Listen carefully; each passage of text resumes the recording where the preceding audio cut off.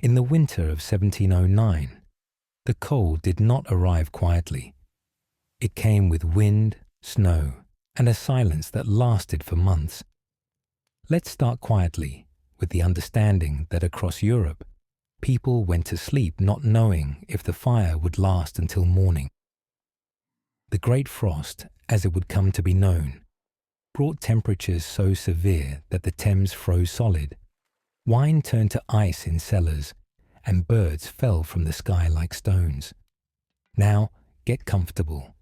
and let the story move at a gentle pace into a world where every decision mattered through the long winter nights. The morning light filters pale and thin through windows thick with frost,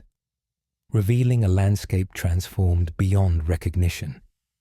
Snow lies deeper than memory, burying familiar paths and landmarks beneath an endless white expanse. The cold presses against every surface, seeking entry through the smallest gaps, turning breath to vapor and making metal burn the skin at touch. In this world of ice and wind, survival becomes an art of small, careful choices. Cold, sharp, biting exposed skin like needles of ice. The air itself seems crystallized, each breath a visible reminder of the body's warmth escaping into the void. Fingers stiffen within moments of exposure, becoming clumsy and unreliable. Cheeks redden and sting, while ears ache with a deep, penetrating pain that speaks of genuine danger. The cold of 1709 was not merely uncomfortable, it was a living thing that crept through wool and leather, found its way past the thickest walls, and settled into bones like an unwelcome guest that would not leave. In villages across France, Germany, and England, the most precious resource was not gold or grain, but water in its liquid form. Wells that had served communities for generations became solid columns of ice, their depths frozen to the very bottom. The familiar morning routine of drawing water transformed into an expedition requiring tools, time, and considerable risk. Villagers learned to listen for the sound of moving water beneath the ice, following the faint gurgle that promised life beneath the frozen surface. Some households had prepared for harsh weather, but none had anticipated the relentless grip of this particular winter. Those with the foresight to store water in large vessels within their homes found themselves carefully rationing each precious drop. The ceramic jugs and wooden buckets that once seemed so ordinary became treasures, wrapped in whatever cloth could be spared to prevent their contents from freezing solid. Even indoors, near the fire, water required constant attention to remain liquid. The search for flowing water became a community effort, with neighbors sharing information about springs that still ran free or streams that moved too quickly to freeze completely. These water sources, often located in dangerous terrain, made more treacherous by ice and snow, demanded careful planning to reach safely. Groups would venture out together, following paths marked by stakes driven into the snow, carrying ropes to prevent anyone from becoming lost in the white expanse that swallowed familiar landmarks. When liquid water could not be found, ice and snow became the alternatives, but even these required knowledge to use safely. Not all snow was suitable for melting. Fresh snow, clean and white, could be gathered and slowly warmed over the fire, but this process consumed precious fuel and time. The older villagers knew to avoid the yellowed snow near animal shelters and the ice that formed in stagnant pools, which could bring illness to those desperate enough to use it. The process of melting snow revealed its own challenges. Snow, when heated, produced far less water than expected, requiring enormous quantities to meet a household's daily needs. The slow drip of melted ice into wooden bowls became a familiar sound in homes throughout the frozen regions, a gentle reminder of life's most basic requirements. Some families learned to collect snow in large baskets, bringing them indoors to melt slowly by the fire throughout the day, creating a steady supply of water for cooking and drinking. The wise preserved their strength by developing systems for water collection that could be maintained even in the worst weather. Some dug paths through the snow to nearby sources, creating tunnels that provided protection from the wind and markers to prevent becoming lost in storms. Others learned to predict when brief warming periods might create temporary streams from melting snow, rushing out with every available container to collect what they could before the cold returned with renewed fury. When darkness fell early, as it did throughout those endless winter months, the arrangement of sleep became a matter of survival rather than comfort. The large beds that might have seemed spacious in warmer seasons now served as gathering places for entire families, with parents, children, and sometimes even trusted neighbors sharing the warmth that individual bodies could provide. Privacy became a luxury that few could afford when survival depended on shared heat. Every morning, the same ritual unfolds in cottages across the frozen landscape. Bodies emerge reluctantly from beneath piles of wool blankets, furs, and whatever cloth could be gathered to create insulating layers. The shock of cold air against skin that had been warm beneath covers serves as an immediate reminder of the day's challenges. Breath forms clouds in the dim light filtering through frost-covered windows,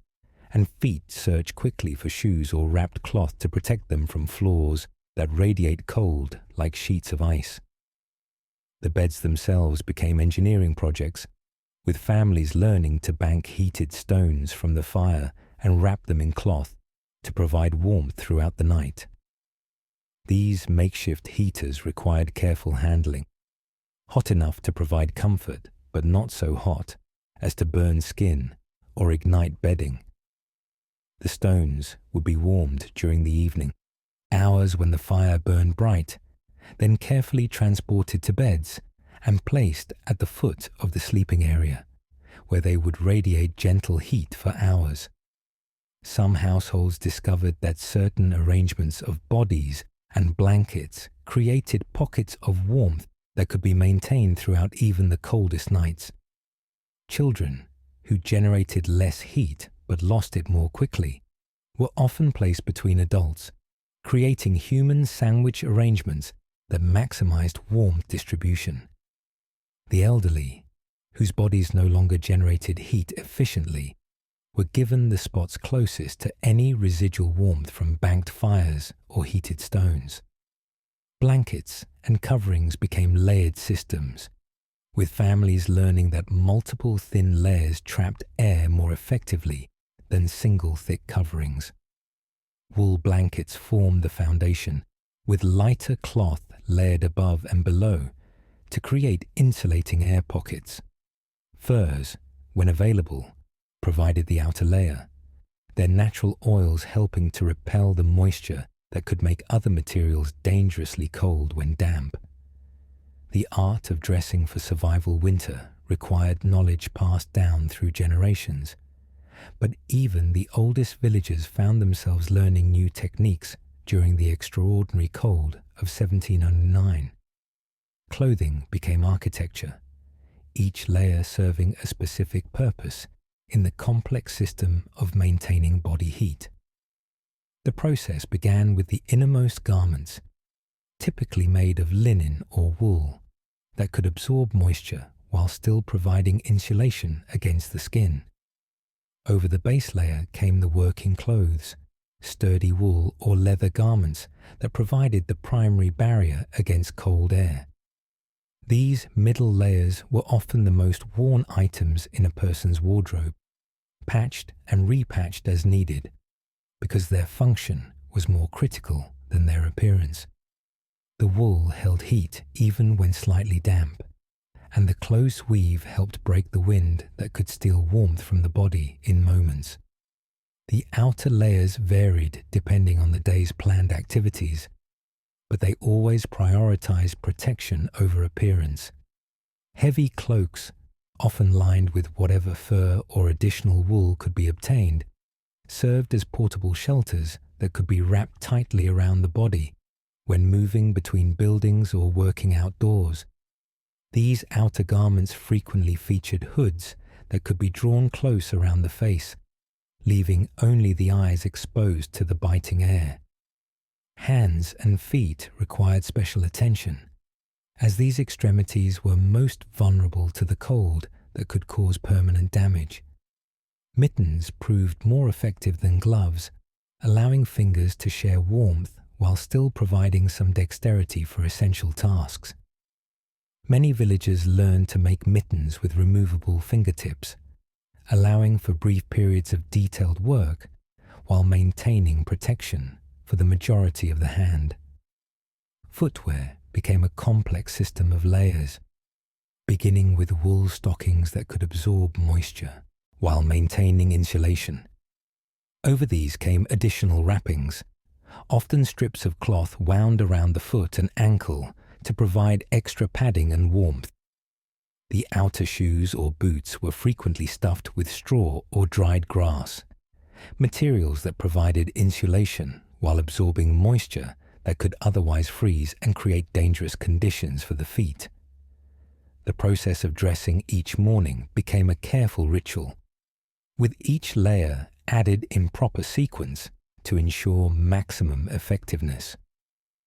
Rushing through this process could result in gaps in coverage or improperly arranged layers that would fail when warmth was most needed. Children learned to dress themselves using techniques that ensured every part of their body was protected, while adults developed the skill of helping others with their layers, creating a community approach to the daily challenge of staying warm. Some villagers discovered that certain materials worked better in combination than alone. Linen against the skin, wool in the middle, and leather or treated cloth on the outside created systems that could maintain comfort, even during extended periods outdoors. The arrangement of these layers could be adjusted throughout the day, adding or removing pieces as conditions changed, or as different activities required different levels of protection. The scrape of metal on stone, rhythmic, deliberate, echoing through the stillness of winter evenings as tools are sharpened for another day's survival tasks. As daylight fades early in the short winter days, the evening hours become precious time for preparation, maintenance, and the countless small tasks that ensure survival through another night and into the following day. Fire maintenance dominates the evening routine, requiring constant attention and careful planning to ensure that warmth and light will continue through the dark hours ahead. The process begins with banking coals, a technique that involves arranging burning wood and hot coals in specific patterns that will burn slowly and steadily, providing heat throughout the night without requiring constant attention. This skill, passed down through generations, means the difference between waking to warmth or to a cold hearth that must be rebuilt from scratch. The selection of wood for overnight burning requires knowledge of different types and their burning characteristics. Hardwoods like oak and ash burn slowly and produce long-lasting coals, making them ideal for banking fires that must last until morning. These precious logs are saved for evening use, while faster-burning woods serve for daytime heating and cooking when the fire can be tended more frequently. Around the banked fire, other evening tasks unfold in the circle of warmth and light. Clothing receives attention, with torn seams mended and worn areas reinforced before they become serious problems. In the extreme cold, a torn garment can become a life-threatening vulnerability, so maintenance takes priority over almost every other activity. Needles and thread, kept close to the fire to prevent them from becoming too cold to handle effectively, work steadily through repairs that cannot be delayed. Food preparation for the following day occurs in the evening hours, when the fire burns bright enough to provide adequate light for detailed work. Root vegetables are cleaned and prepared. Precious stores of preserved meat are portioned carefully, and plans are made for meals that will provide maximum nutrition and warmth. The evening hours allow for the slow cooking processes that make tough foods digestible and help extract every bit of nutrition from limited stores. Water containers receive attention during these evening hours, with vessels being moved closer to the fire to prevent freezing and supplies being carefully inventoried to ensure adequate liquid will be available for morning needs. The process of slowly warming water for evening washing and drinking becomes part of the rhythm of preparation for night, with containers arranged around the fire to capture and hold heat effectively. Tool maintenance takes place in the firelight, with metal implements cleaned and oiled to prevent rust, wooden handles checked for cracks or weakness, and cutting edges sharpened for maximum efficiency. In a world where every tool serves multiple purposes and replacements are impossible to obtain, this evening maintenance routine ensures that essential implements will function when needed most. The evening hours also provide time for checking and reinforcing the barriers against cold that protect the living space. Gaps around doors and windows receive attention, with cloth or other materials used to block drafts that could steal precious heat from the interior. The banking of snow against exterior walls, when conditions allow, creates additional insulation that helps maintain interior warmth throughout the night. The anvil, iron, scarred, ancient, sitting cold and unused in the blacksmith shop, where no fire burns hot enough to make metal workable in the grip of winter. But around the domestic fires of ordinary homes, different tools serve different purposes, and the evening hours reveal the ingenuity of people adapting to extraordinary circumstances. In the flickering light of carefully tended fires, stories become more than entertainment. They become threads that hold communities together through the dark months when isolation and hardship could easily break the human spirit.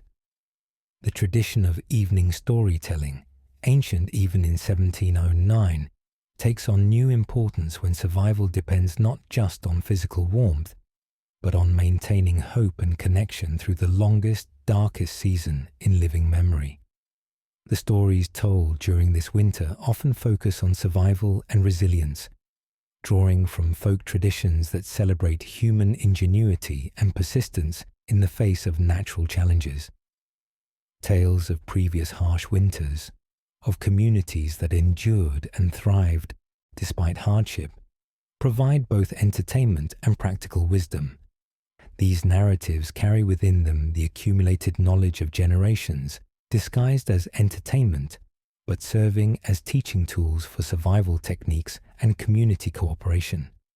Religious stories take on particular resonance during these difficult months, with narratives of faith rewarded and providence providing for those who maintain hope despite adversity. The story of Noah and the flood transforms into a tale of endurance through natural disaster, while accounts of biblical winters and divine provision speak directly to the experiences of people wondering if spring will ever return to their frozen world. Local legends and family histories emerge during these storytelling sessions, with older community members sharing memories of previous difficult seasons and the techniques that proved most effective for survival. These personal narratives carry practical information about local resources, successful strategies for finding food and fuel, and the locations of springs or other resources that might remain accessible even in severe weather. The act of storytelling itself serves multiple purposes beyond entertainment and education. The gathering around the fire for stories creates opportunities for sharing body heat, with multiple people benefiting from proximity to the flames and to each other.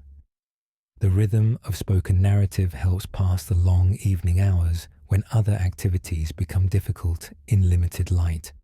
and the shared experience builds the community bonds that make cooperation and mutual aid more likely. Children particularly benefit from the storytelling tradition,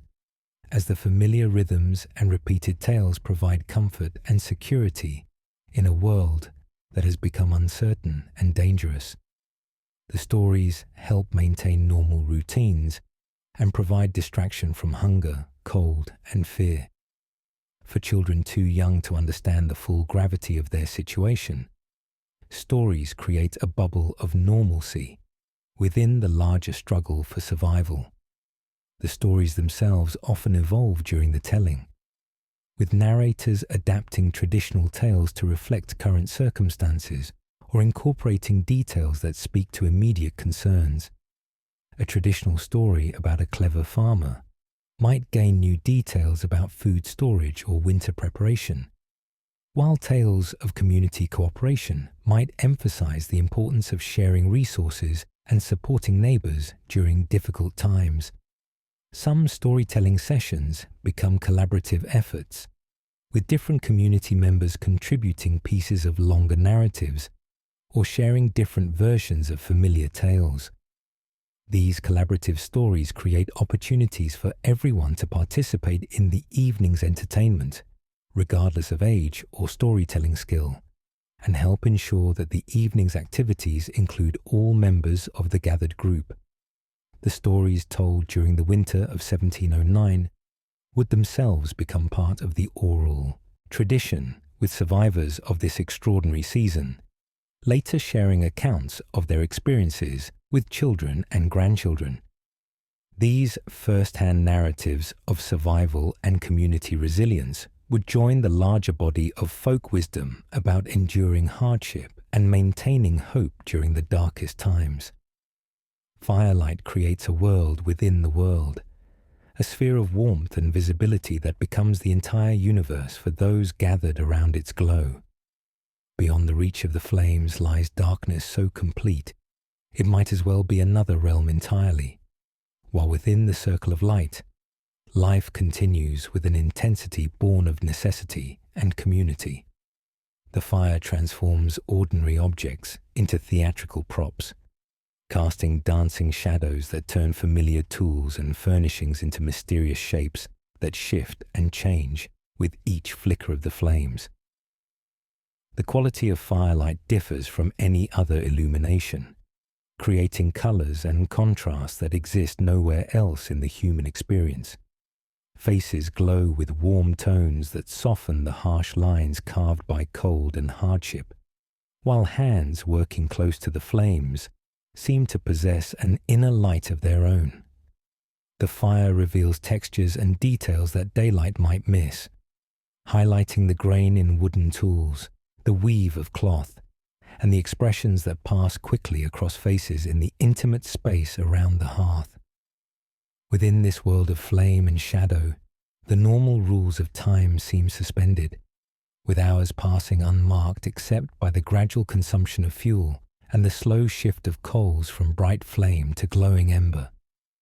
The hypnotic dance of fire creates a meditative state that helps ease the stresses and fears that accumulate during days spent battling cold and uncertainty. The warmth soaks into bodies that have been cold for so long that heat becomes a luxury almost forgotten. The sounds within the firelight world differ from those of the larger environment, with the snap and hiss of burning wood creating a constant backdrop that masks the silence of the frozen landscape beyond. Conversations take on intimate qualities in the close space around the fire, with voices softened and words chosen more carefully in the shared warmth that makes everyone temporary family. As the long winter nights of 1709 stretch endlessly forward, the firelight world becomes both refuge and symbol, representing the human capacity to create warmth and light, even in the darkest circumstances. If this kind of slow history helps you unwind, consider subscribing for more stories that explore how our ancestors navigated the challenges of their time, creating the foundations for the world we know today. The fire burns lower now, its flames settling into the steady glow that will carry warmth through the night hours, while outside the wind continues its endless song across a landscape transformed by cold into something both beautiful and terrible. In this moment between day and night, between the known and unknown, the people of 1709 demonstrate the quiet courage that allows communities to survive when the world itself seems determined to test the limits of human endurance. Without hurry, attention shifts to the spaces between moments, where survival depends not on grand gestures, but on countless small decisions that accumulate into the difference between endurance and surrender. The morning routine that seemed so familiar in warmer months now requires careful consideration of each step, each movement planned to conserve both energy and heat, while accomplishing the essential tasks that keep life moving forward through the frozen landscape of 1709. The first light reveals details that darkness had hidden. Frost covers every interior surface that touches an exterior wall, creating delicate patterns that speak of the cold's relentless advance into spaces once considered safe. Windows become canvases of ice art,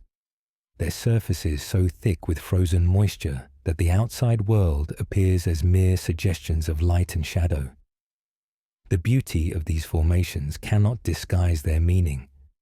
Each crystal represents heat lost, warmth that has escaped from the precious interior environment where life struggles to maintain its hold. Feet touch floors that radiate cold like stones pulled from winter streams. The shock travels up through the body, a reminder that even indoors, even surrounded by the best efforts to create warmth, the cold remains present and patient. Morning becomes a dance of quick movements and careful planning, with each person knowing exactly where their clothing waits and how quickly it can be donned to restore the protection that sleep has temporarily set aside. The morning fire requires coaxing rather than simple lighting. Wood that seemed dry the evening before may have absorbed moisture from the cold air, making it reluctant to catch flame. Kindling becomes precious, with the smallest scraps of easily ignited material saved and protected like treasure. The process cannot be rushed. Patience and gentle breath applied at precisely the right moments determine whether warmth will fill the space, or whether precious fuel will be wasted in failed attempts that leave everyone colder than before. Steam rises from the first heated water of the day, a small miracle that never loses its wonder during these frozen months. The transformation from solid ice to liquid and then to vapor represents victory over the forces that seem determined to freeze everything into stillness. This steam carries more than moisture. It carries hope, proof that warmth can still triumph over cold, that the processes of life continue despite the extraordinary circumstances that have gripped the land for months without relief. Breath visible in the interior air. White clouds that dissipate slowly, reluctant to give up their heat to the cold atmosphere that dominates even protected spaces. Each exhalation represents energy leaving the body. Warmth that cannot be recovered once it joins the frigid air that presses constantly against every attempt to maintain comfortable temperatures. The visible breath serves as a constant reminder of the body's ongoing struggle to maintain the heat necessary for survival. Hands emerge from beneath covers already stiff with cold, fingers that require gentle flexing and careful warming before they can perform the delicate tasks required for morning preparation. The process of restoring circulation to extremities becomes a daily ritual, with each person developing techniques for encouraging blood flow to return to hands and feet that have spent the night conserving heat for more vital organs. Gentle movement and gradual warming prevent the damage that could result from too rapid a return to normal circulation.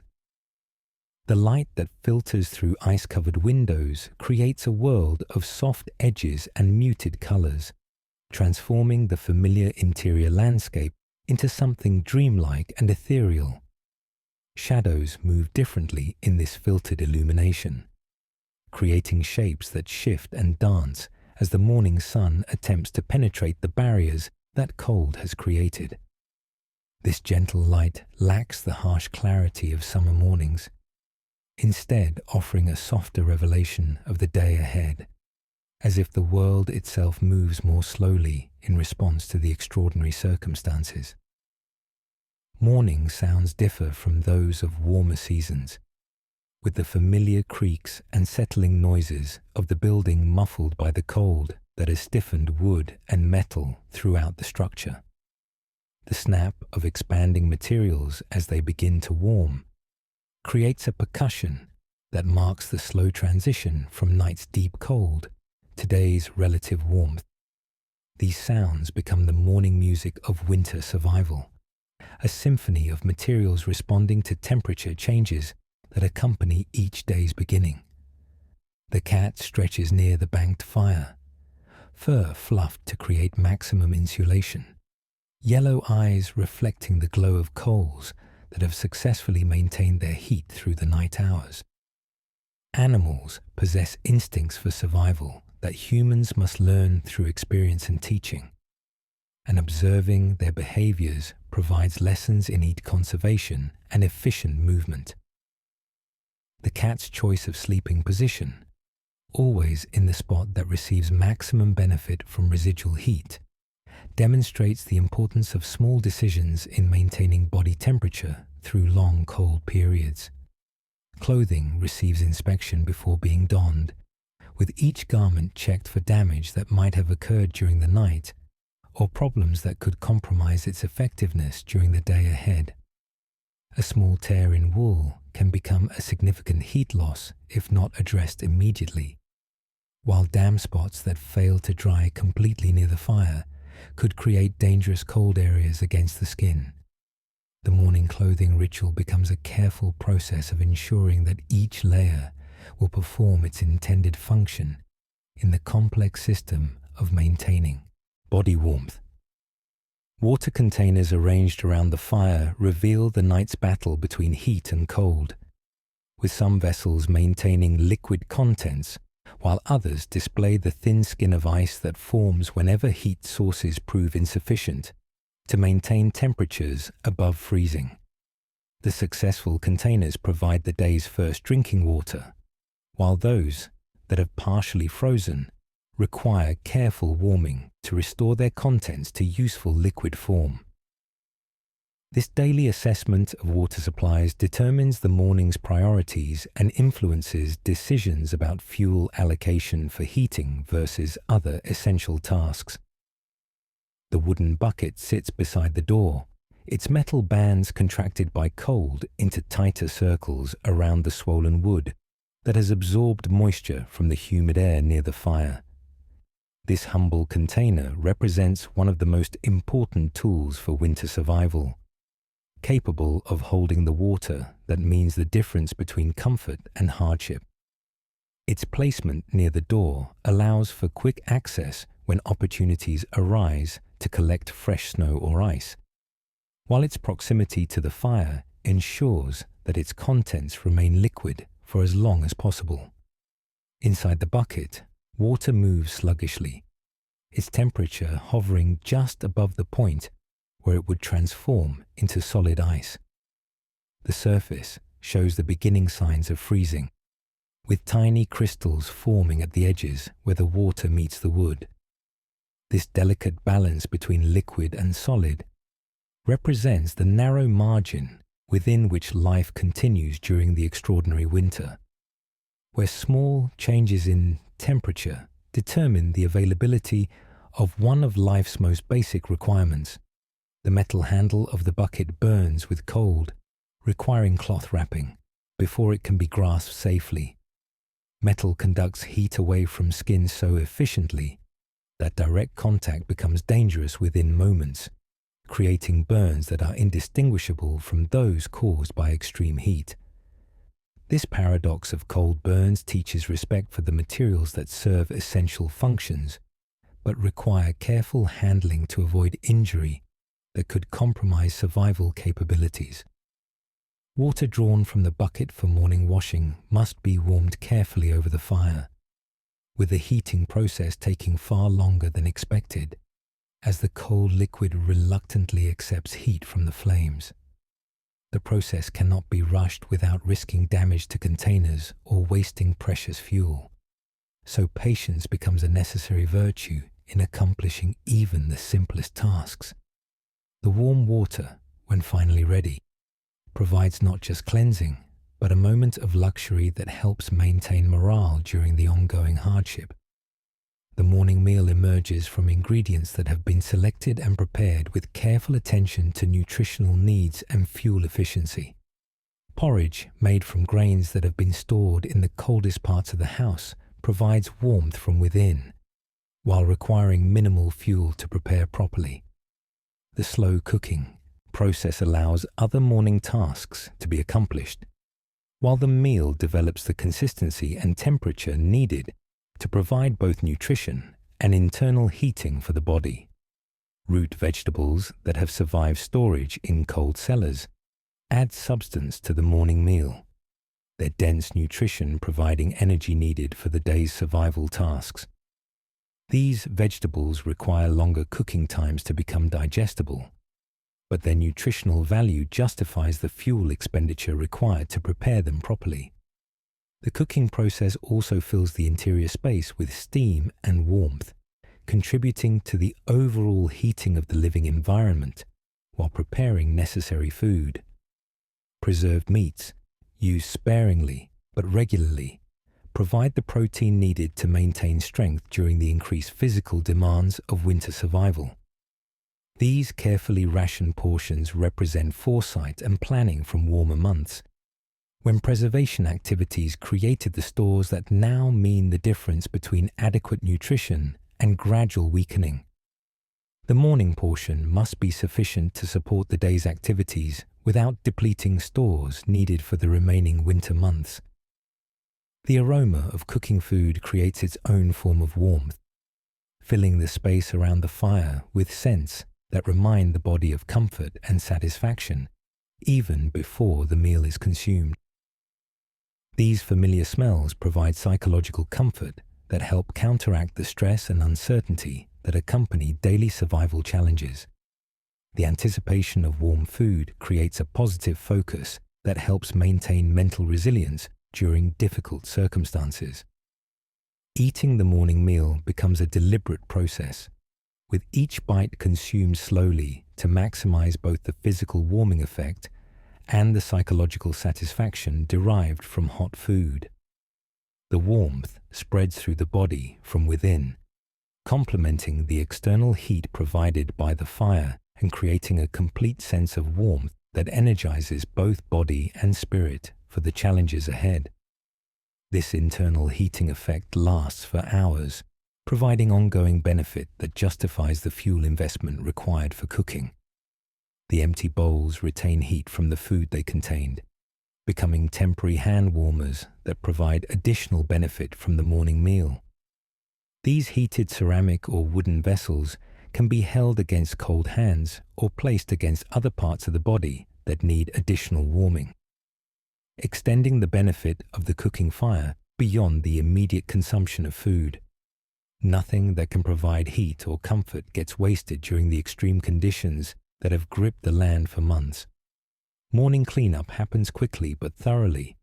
with utensils and containers cleaned and returned to positions where they will be ready for the next meal while staying as warm as possible near the fire.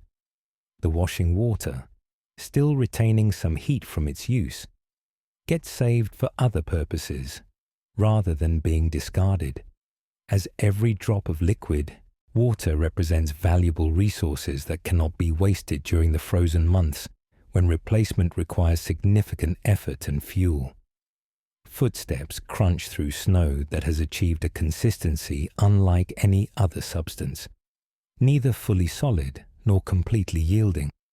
but something that exists only in the extreme cold that has transformed the familiar landscape into an alien environment. Each step requires consideration, as the footing beneath the snow remains uncertain, and the energy required to move through the deep drifts must be balanced against the tasks that need accomplishing during the brief daylight hours available for outdoor work. The path between buildings becomes a canyon carved through snow that rises higher than a person's head, creating a tunnel-like passage that provides some protection from wind while requiring constant maintenance to prevent it from filling in completely. These pathways represent hours of labor invested in creating infrastructure that makes movement possible between the essential locations that support survival. The walls of packed snow on either side create a microenvironment that feels almost warm compared to the exposed areas where wind removes any heat that the body attempts to generate. Within these snow canyons, sounds behave differently, with voices carrying clearly along the protected passages, while becoming muffled when attempting to communicate across the open areas where wind and snow absorb and deflect normal speech. The acoustic properties of the snow-covered landscape create an environment where communication requires adaptation and planning, with important messages timed to take advantage of the brief periods when conditions allow voices to carry effectively between buildings. The snow itself displays characteristics that change throughout the day as temperature and wind conditions fluctuate slightly within the overall pattern of extreme cold. Morning snow crunches with a sharp sound that speaks of crystals breaking under pressure, while afternoon snow may pack more silently as slight temperature variations change its consistency. These subtle differences provide information about weather conditions and help predict whether the day will offer opportunities for outdoor work or require remaining close to heat sources. Breath freezes instantly upon exposure to the outdoor air, creating clouds that linger briefly before dispersing into the atmosphere that seems eager to absorb any moisture or heat that emerges from the protected indoor environments. The contrast between the warm, humid air of the interior spaces and the dry, bitter cold of the outdoor environment creates dramatic visual effects as heated air meets freezing temperatures, producing fog-like conditions that can temporarily obscure vision. The sun, when visible through the heavy cloud cover that has dominated the sky for months, provides light, but no discernible warmth, appearing as a pale disk that seems to struggle against the atmospheric conditions that have settled over the landscape like a permanent feature rather than temporary weather. This weak sunlight creates shadows, but fails to generate the warming effect that makes outdoor work comfortable, leaving all activities dependent on the heat generated by human movement and the protection provided by carefully constructed clothing layers. Wind patterns around buildings create zones of relative calm, alternating with areas where air movement strips away body heat with frightening efficiency. Understanding these patterns becomes essential for planning any outdoor movement, with routes chosen to take advantage of protected areas while minimizing exposure to the wind channels that can cause dangerous heat loss within minutes. The landscape of air currents becomes as important to navigate as the physical terrain of snow and ice. Animal tracks in the snow tell stories of survival strategies employed by creatures whose instincts guide them through conditions that challenge every living thing in the region. These tracks reveal the paths that animals have discovered between food sources and shelter, often indicating locations where humans might also find resources or protection from the most severe weather. The ability to read these signs provides valuable information about the local environment and the possibilities that exist for finding additional supplies.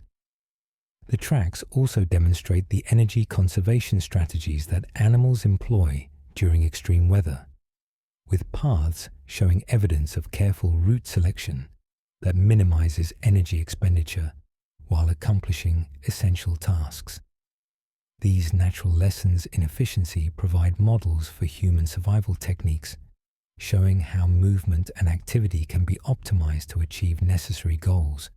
while preserving the body heat and energy reserves needed for long-term survival through extended harsh conditions. Some animal tracks disappear suddenly,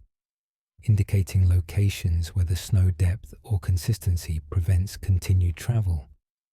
Information that helps humans avoid areas where they might become trapped or exhausted. Other tracks show evidence of animals working together to break trails or share the effort of moving through difficult terrain,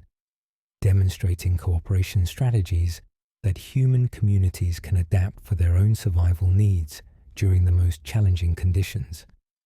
The afternoon hours bring subtle changes in light quality and temperature that experienced winter survivors learn to recognize and utilize for planning the evening's preparations. These small variations in conditions create opportunities for accomplishing outdoor tasks that would be impossible during the most severe periods, with timing becoming crucial for maximizing productivity while minimizing exposure to dangerous conditions that could compromise health or safety. Shadows lengthen earlier each day as the sun follows its low winter arc across the sky, creating a natural timeline that governs activity patterns and helps coordinate community efforts to accomplish shared tasks before darkness makes outdoor work impossible. The angle of the weak sunlight creates pockets of relative warmth in protected areas, where reflective surfaces concentrate whatever solar energy penetrates the cloud cover.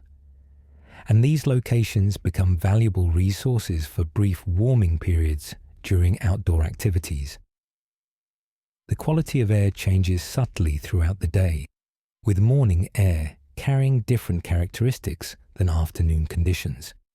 providing information about weather patterns and helping predict whether the night will bring relief from the most extreme temperatures or continued harsh conditions that require additional preparation and fuel allocation for maintaining survival heat sources through the dark hours. Temperature variations of even a few degrees create noticeable differences in the behavior of materials and the efficiency of heating systems, with small improvements in conditions making significant differences in comfort levels and the energy required to maintain adequate warmth. These minor fluctuations become magnified in their importance during extreme conditions, where the difference between barely adequate and insufficient can determine survival outcomes. The fire settles into its evening rhythm, flames drawing back into the steady glow that will provide warmth through another night of cold that tests every barrier erected against the winter that has gripped the land with unprecedented severity. Around this essential source of heat and light, the daily cycle prepares to repeat, carrying forward the knowledge gained through each day's survival and the hope that spring will eventually return, to release the world from winter's extraordinary grip. Tomorrow will bring the same challenges and the same small victories that accumulate into the larger triumph of endurance through conditions that future generations will struggle to imagine. The quiet courage displayed in these simple daily routines represents humanity's capacity to adapt and survive even when nature itself seems determined to test the absolute limits of what life can endure and still continue. As the evening deepens into the heart of another winter night, the routines that seemed extraordinary weeks ago have become the natural rhythm of survival. The fire burns with the steady confidence of practice, its flames no longer wild with uncertainty, but settled into the efficient patterns that experience has taught. Outside, the wind carries the same message it has delivered for months, but inside these walls, life has found its pace within the narrow boundaries that extreme cold has drawn around every choice and every moment. The preparation of evening meals has evolved into something approaching artistry, born not from abundance, but from the necessity of extracting maximum nutrition and warmth from limited resources. Root vegetables that spent the day in cold storage near the door now undergo their transformation beside the fire, their hard surfaces gradually yielding to heat in a process that cannot be hurried. The slow cooking fills the air with aromas that speak of sustenance and comfort, scents that have become more precious than any perfume in this world, where warmth and nourishment represent the highest luxuries. Each vegetable reveals its character through the cooking process, with turnips releasing their earthy sweetness and carrots contributing their subtle warmth to the mixture that will soon provide both nutrition and internal heating for bodies that work constantly to maintain the temperature necessary for survival. The onions, stored in the coldest corner where they remain dormant, add layers of flavor that transform simple ingredients into meals that satisfy both hunger and the deeper need for comfort that cold weather intensifies. The cooking pot, blackened by months of constant use, has become an extension of the fire itself, its metal surface conducting heat with the efficiency that makes the difference between fuel well used and precious resources wasted. Steam rises from its contents in steady clouds that add moisture to air, dried by the constant presence of heating fires, creating a more comfortable atmosphere while signaling the progress of the meal toward readiness. Stirring the contents requires wooden implements that have absorbed the flavors and history of countless meals prepared under similar circumstances. These simple tools, carved perhaps by hands now stilled by age or distance, carry within their grain the memory of other winters and other families who faced the same challenges with the same determination to continue despite circumstances that test every aspect of human resilience. The timing of meal preparation coordinates with other evening activities in a dance of efficiency that wastes neither time nor heat. While vegetables soften in the cooking pot, clothing receives the daily attention that prevents small problems from becoming serious threats to warmth and protection. Mending work progresses in the firelight, with needles moving through fabric in patterns that reinforce weak spots before they become tears that could compromise the careful layering systems that keep cold at bay. Water for evening washing warms in smaller vessels arranged around the fire's edge,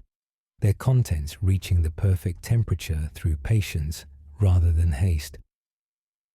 The luxury of warm water for cleaning becomes a daily reminder that civilization persists even in circumstances that strip away everything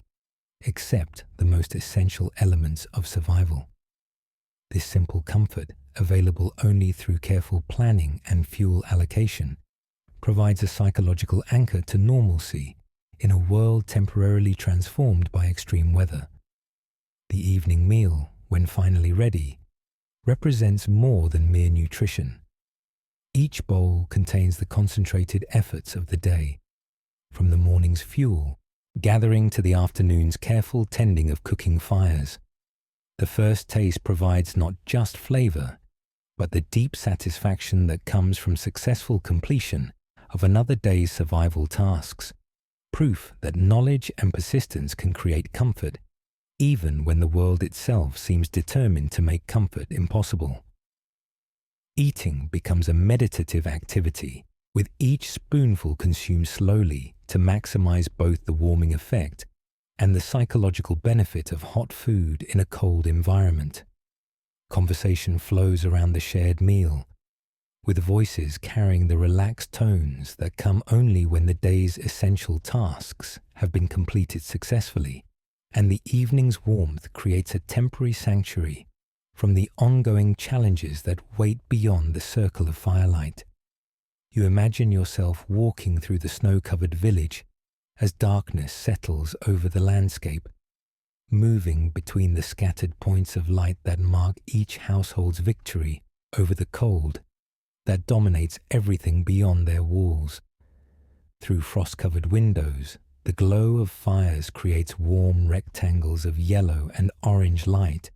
that stand as beacons of human persistence in a world temporarily claimed by winter's most extreme expression. Each lighted window tells a story similar to your own, of families gathered around fires that represent the difference between comfort and hardship, between community and isolation. The smoke rising from chimneys creates vertical columns against the dark sky, visible proof that life continues despite conditions that challenge every assumption about what constitutes normal weather patterns or acceptable living conditions. The paths between houses lie buried under snow so deep that movement requires the established trails that the community maintains through shared effort and mutual understanding. These pathways represent more than mere convenience. They embody the cooperation that makes survival possible when individual effort alone proves insufficient to meet the challenges that extreme weather creates for every aspect of daily life. Windows reveal glimpses of the routines that have developed in response to circumstances no one could have anticipated. Families arranged around hearths in configurations that maximize warmth distribution, with children occupying the positions closest to heat sources, while adults work at tasks that can be accomplished in the variable temperatures that exist at different distances from the fire's direct influence. The soft glow that emanates from these protected spaces creates an almost magical quality in the winter landscape, transforming ordinary cottages into havens that shine like jewels against the monochrome backdrop of snow and shadow. This light represents more than mere illumination. It symbolizes the triumph of human ingenuity and community cooperation over natural forces that seem designed to test the absolute limits of what life can endure and still flourish. Moving through this landscape of scattered lights and deep snow, you sense the invisible networks of mutual support that connect each household to its neighbors. The shared knowledge about which wells still provide liquid water, which paths remain passable, and which techniques prove most effective for specific survival challenges creates a web of interdependence that strengthens the entire community's ability to endure circumstances that would overwhelm individual efforts. The silence between the houses carries a different quality than the silence of normal winter evenings, deeper and more complete, as if the extreme cold has absorbed not just heat, but sound itself, creating an environment where even whispers seem to carry unusual significance. This profound quiet makes the small sounds of life within the protected spaces more precious, evidence that warmth and community persist despite the extraordinary circumstances that surround every moment of daily existence. Smoke, twisting upward, dispersing into darkness that swallows its warmth within moments of release. The contrast between the heated air rising from chimneys and the cold atmosphere that immediately claims and neutralizes it provides a constant visual reminder of the ongoing battle between human-created warmth and the natural forces that work constantly to eliminate any deviation from the ambient temperature that has settled over the land, like a permanent feature of the landscape. Stars, when visible through the heavy cloud cover that has dominated the sky for months, appear with a clarity and brightness that seems almost supernatural in the dry, cold air that has stripped away the moisture and haze that normally softens their light. These distant points of illumination provide the only light source that predates and transcends the current crisis, offering a connection to the larger universe that continues its ancient patterns, regardless of the temporary difficulties that affect the small portion of the world currently gripped by unprecedented cold. The quality of darkness itself differs from that of normal winter nights, deeper and more complete, as if the extreme cold has enhanced the night's ability to absorb light and warmth alike. This profound darkness makes the artificial lights created by human activity more significant, transforming simple fires and candles into powerful symbols of persistence and hope that shine with particular intensity against the backdrop of natural forces that seem determined to extinguish all sources of comfort and illumination. Snow continues to fall in patterns that have become as familiar as any other aspect of the daily environment, adding incrementally to the accumulation that has already transformed the landscape beyond recognition. These new flakes, each one a tiny crystal of frozen moisture, join the massive deposits that have been building for months, creating an ever-deepening blanket that insulates the ground while making surface travel increasingly difficult and energy-intensive. The falling snow creates its own sound environment, a subtle whisper that becomes audible only in the moments of complete stillness, when wind temporarily ceases its constant movement across the accumulated drifts. This gentle sound provides a counterpoint to the more dramatic audio effects created by wind and shifting snow, offering a softer reminder of the ongoing precipitation that continues to add to the challenges that each day brings to the task of maintaining warmth and mobility. Individual snowflakes, when observed in the light that spills from windows or reflects from firelit surfaces, reveal the intricate crystalline structures that form in the upper atmosphere before beginning their journey to join the massive accumulation already covering the ground. These tiny geometric masterpieces demonstrate the mathematical precision that underlies even the most chaotic-seeming natural phenomena, providing a glimpse of ordered beauty within the larger pattern of disruption and challenge. The accumulated snow displays different characteristics in different locations,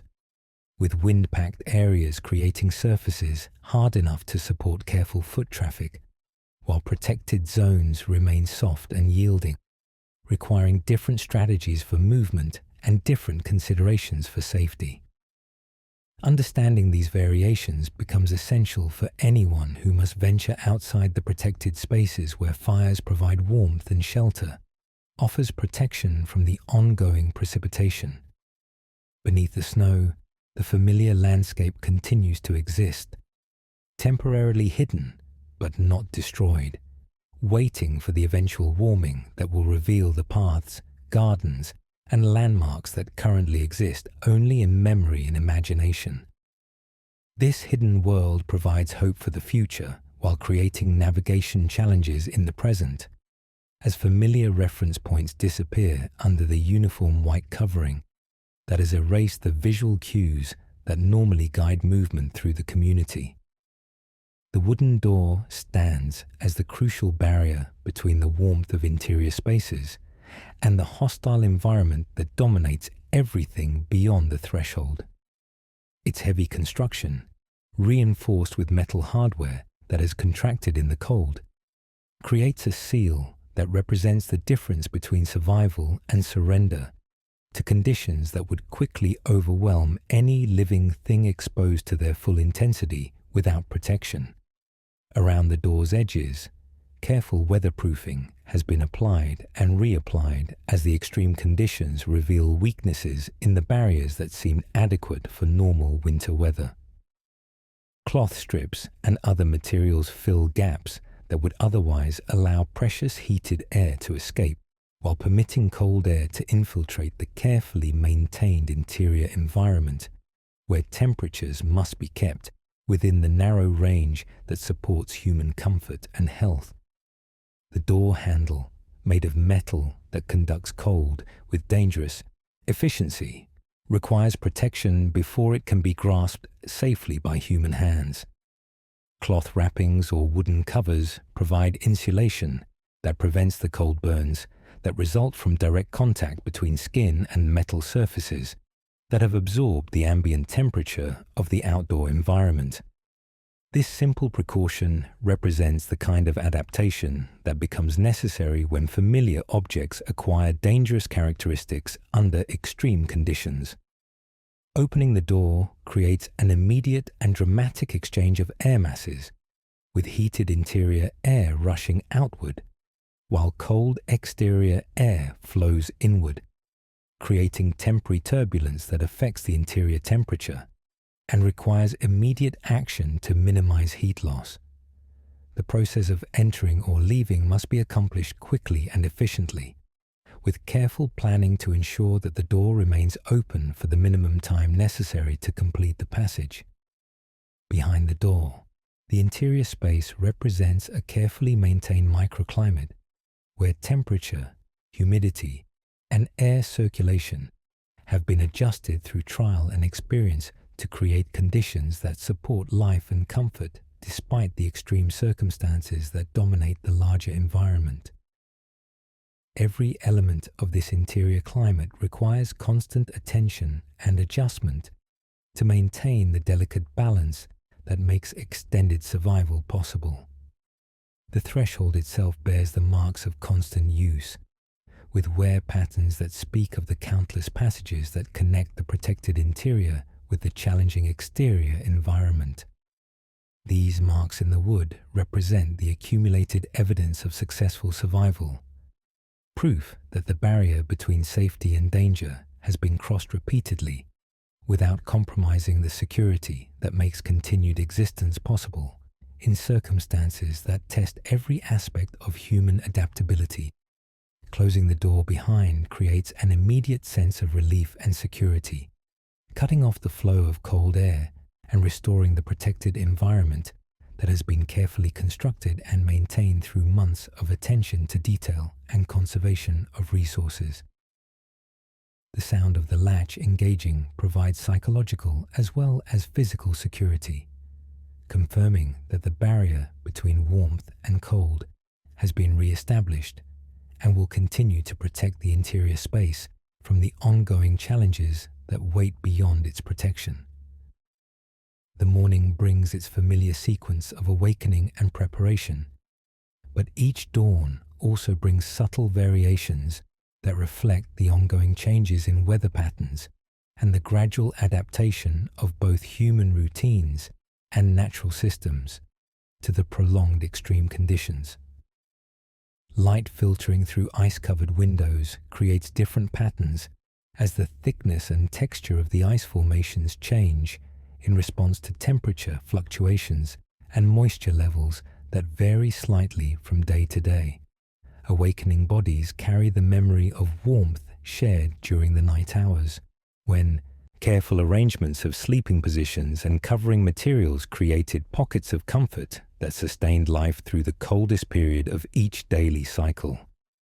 The transition from sleep to wakefulness requires gentle movement and gradual adjustment to the cooler air that exists beyond the immediate warmth of bedding and shared body heat that provided protection through the dark hours.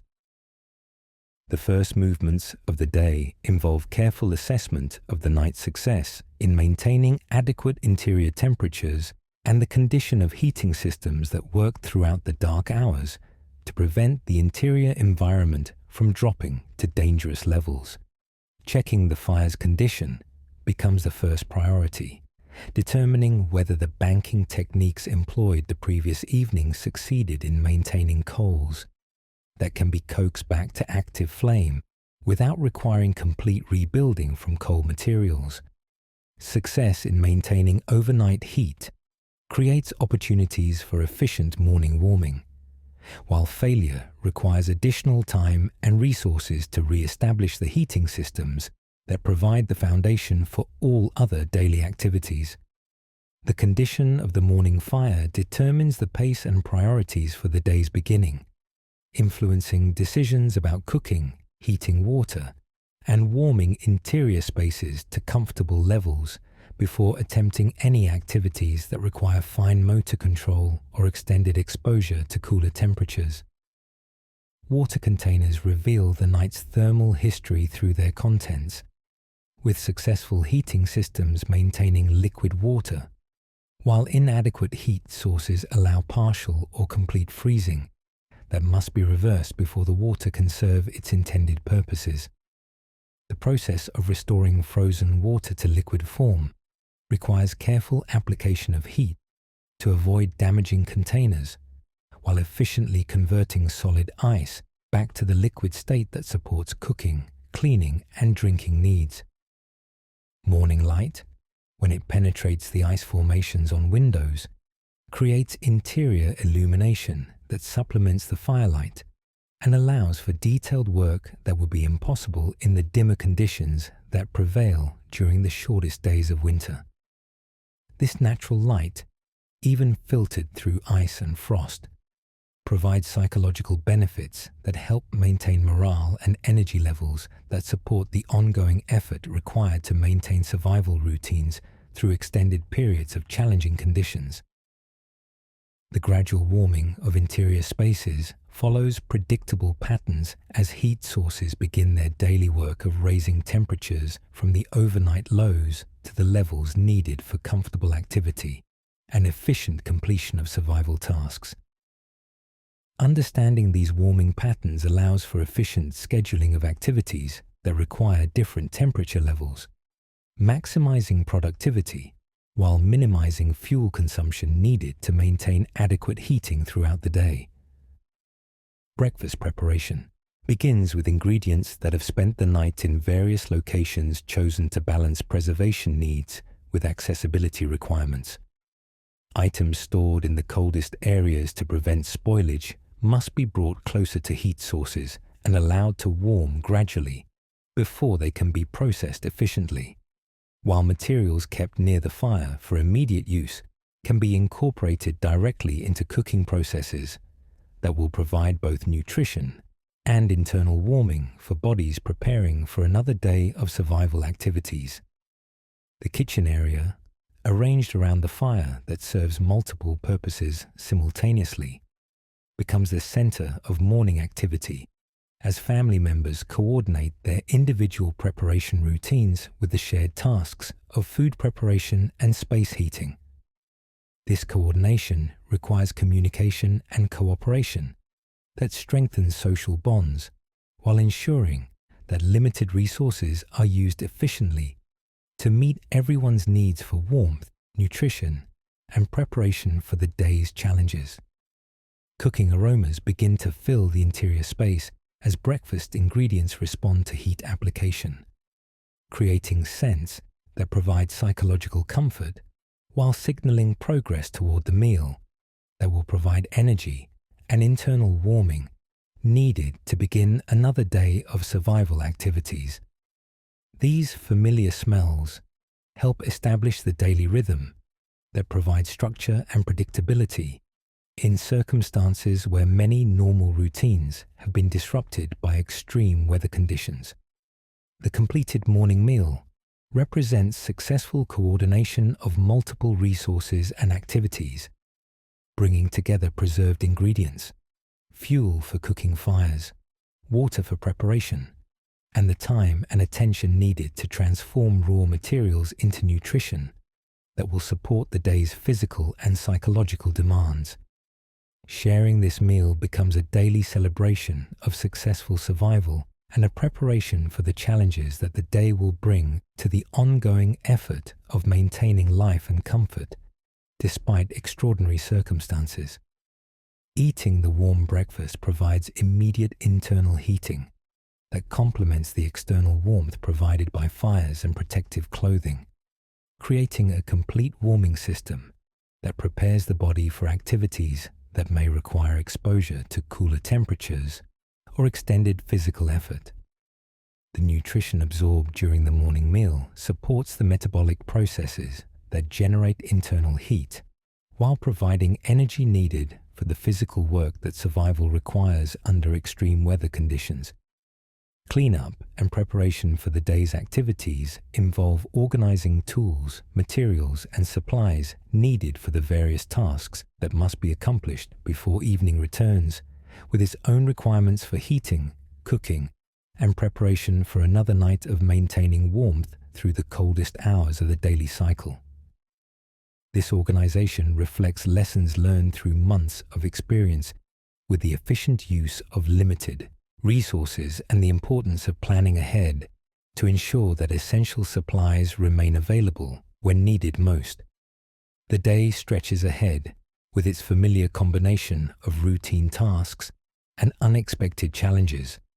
all conducted within the constraints imposed by weather conditions that continue to test every aspect of human adaptability and community cooperation. Each day brings opportunities to refine survival techniques while building the experience and confidence needed to face the ongoing challenges that extreme weather creates for every aspect of daily life in circumstances that will be remembered and discussed for generations after the immediate crisis has passed into history and memory. Deeper still, we journey into the heart of winter's domain, where the rhythm of survival has become as natural as breathing, and the small victories of each day accumulate into something approaching mastery over circumstances that once seemed impossible to endure. The patterns established through months of necessity now flow with the confidence that comes from understanding exactly what each hour demands, and how to meet those demands with efficiency born of experience. The wooden spoon moves through porridge with the deliberate pace that has become second nature, stirring not just oats and water, but the morning's first warmth into bodies that have spent the night conserving heat beneath carefully arranged layers. Steam rises from the cooking pot in steady spirals that add moisture to air dried by months of heating fires, while the gentle bubbling provides a soundtrack to the morning's awakening that speaks of nourishment and internal warming preparing to spread through bodies that will soon face another day of winter's challenges. Ladling the finished porridge into wooden bowls creates small ceremonies of abundance within scarcity, each portion measured not just for nutrition, but for the warming effect that will radiate outward from the stomach to fingers and toes that have grown accustomed to the constant effort of maintaining circulation in extremities that bear the brunt of cold's persistent attack. The first spoonful carries heat that travels through the body like a gentle flame, awakening systems that have learned to operate efficiently on reduced fuel while maintaining the essential functions that keep life moving forward. The empty pot retains heat that becomes too valuable to waste, with hands wrapped around its metal sides to absorb warmth that will linger in fingers long after the cooking fire settles back to its steady maintenance burn. This simple transfer of heat from cooking vessel to human skin represents the kind of efficiency that has developed naturally as communities learn to extract maximum benefit from every calorie of fuel burned and every degree of temperature generated through their careful management of limited resources. Cleaning the pot requires water that has been warmed specifically for this purpose, heated in smaller containers while the porridge cooked, so that no time or fuel gets wasted in sequential heating processes. The washing water itself becomes valuable after use, its remaining warmth making it suitable for preliminary washing of hands and faces before it cools to the point where its utility ends and it must be carefully disposed of or saved for purposes that don't require heat. The morning cleaning ritual extends beyond simple hygiene to become a daily assessment of the body's condition after another night of successful survival. Hands receive particular attention, with fingers flexed and examined for signs of reduced circulation or damage from cold exposure, while feet get similar evaluation to ensure that the extremities most vulnerable to cold injury continue to function properly and show no signs of the damage that could compromise mobility or general health. Wool cloth dampened with warm water provides the luxury of actual washing, rather than the dry cleaning that suffices when heated water cannot be spared for comfort, rather than necessity. The sensation of warm, damp cloth against skin that has been covered for weeks under layers of protective clothing creates a moment of physical pleasure that helps maintain morale and provides psychological benefit that supports the mental resilience needed to face ongoing challenges with patience and determination. Drying happens quickly in the warm air near the fire, with the washing cloth hung on wooden pegs driven into walls where radiant heat will remove moisture, while the cloth remains positioned to contribute its small amount of humidity to interior air that tends toward uncomfortable dryness in spaces heated continuously by wood fires that consume moisture, along with oxygen in their constant consumption of fuel. Breath visible in the morning air. Clouds of vapor that speak of warm lungs meeting cold atmosphere, even in the protected interior spaces where fires have worked through the night to maintain temperatures that support comfortable human habitation. Each exhalation carries away a small amount of body heat, but also demonstrates that the breathing passages remain clear and functional, despite months of exposure to cold air and the dry conditions created by heating systems that remove moisture from the environment along with cold. The quality of morning air differs subtly from that of other times of day, carrying the accumulated effects of overnight heating and the gradual warming that begins as fires receive their morning attention and fuel loads designed to carry interior temperatures through the most active period of daily activity. This air moves differently through spaces that have reached thermal equilibrium during the night hours, creating gentle currents that distribute warmth more evenly than the dramatic temperature variations that occur when heating systems work to overcome severe cold. Windows reveal the night's artistic work in frost formations that have grown more elaborate as interior moisture meets glass surfaces cooled to outdoor temperatures. These crystalline gardens display mathematical precision in their branching patterns,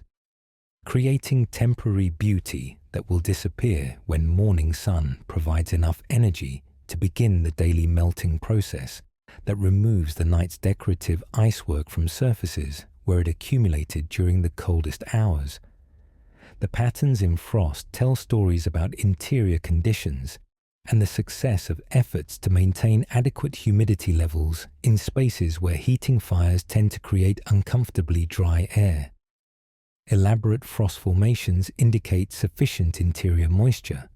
while sparse ice suggests that the balance between heating and humidity has shifted toward excessive dryness that can cause discomfort and health problems for occupants who must live in these carefully controlled environments for extended periods. Scraping frost from interior window surfaces provides small amounts of clean water that can be collected and used for purposes that don't require heating, allowing conservation of fuel, while meeting some of the daily water needs that accumulate in households, where every drop of liquid represents resources and energy invested in maintaining survival systems. The ice scrapes away in thin sheets that melt quickly when brought near fire heat, demonstrating the narrow temperature ranges that determine whether water exists in solid or liquid form. Through the cleared sections of window glass, the outside world reveals itself in the pale light that filters through cloud cover that has dominated the sky for months without significant break. The landscape continues its daily transformation as wind moves snow into new configurations while adding fresh accumulation to drifts that have already changed the fundamental character of familiar terrain into something that resembles an alien world more than the known countryside that lies buried beneath the white expanse. The leather hinges of the wooden chest creak with cold as they yield reluctantly to pressure, their flexibility reduced by temperatures that have stiffened materials designed to remain supple under normal conditions. Inside, carefully folded garments wait in arrangements that maximize preservation of their insulating properties while ensuring quick access to items needed for daily dressing routines that cannot be delayed when interior temperatures demand immediate protection against heat loss. Wool stockings emerge from their storage positions, still holding traces of warmth from their proximity to other garments and their protection within the wooden chest that provides insulation against the most extreme temperature. Variations that affect less protected storage areas. The fabric feels dense and substantial, its fibers prepared through months of use to provide maximum insulation efficiency, while maintaining durability under the constant wear that winter survival demands from every piece of protective clothing. Each stocking receives inspection before being donned, with particular attention paid to heel and toe areas, where wear patterns develop most quickly under the stress of extended use in conditions that demand more from footwear and foot protection than normal seasonal changes typically require.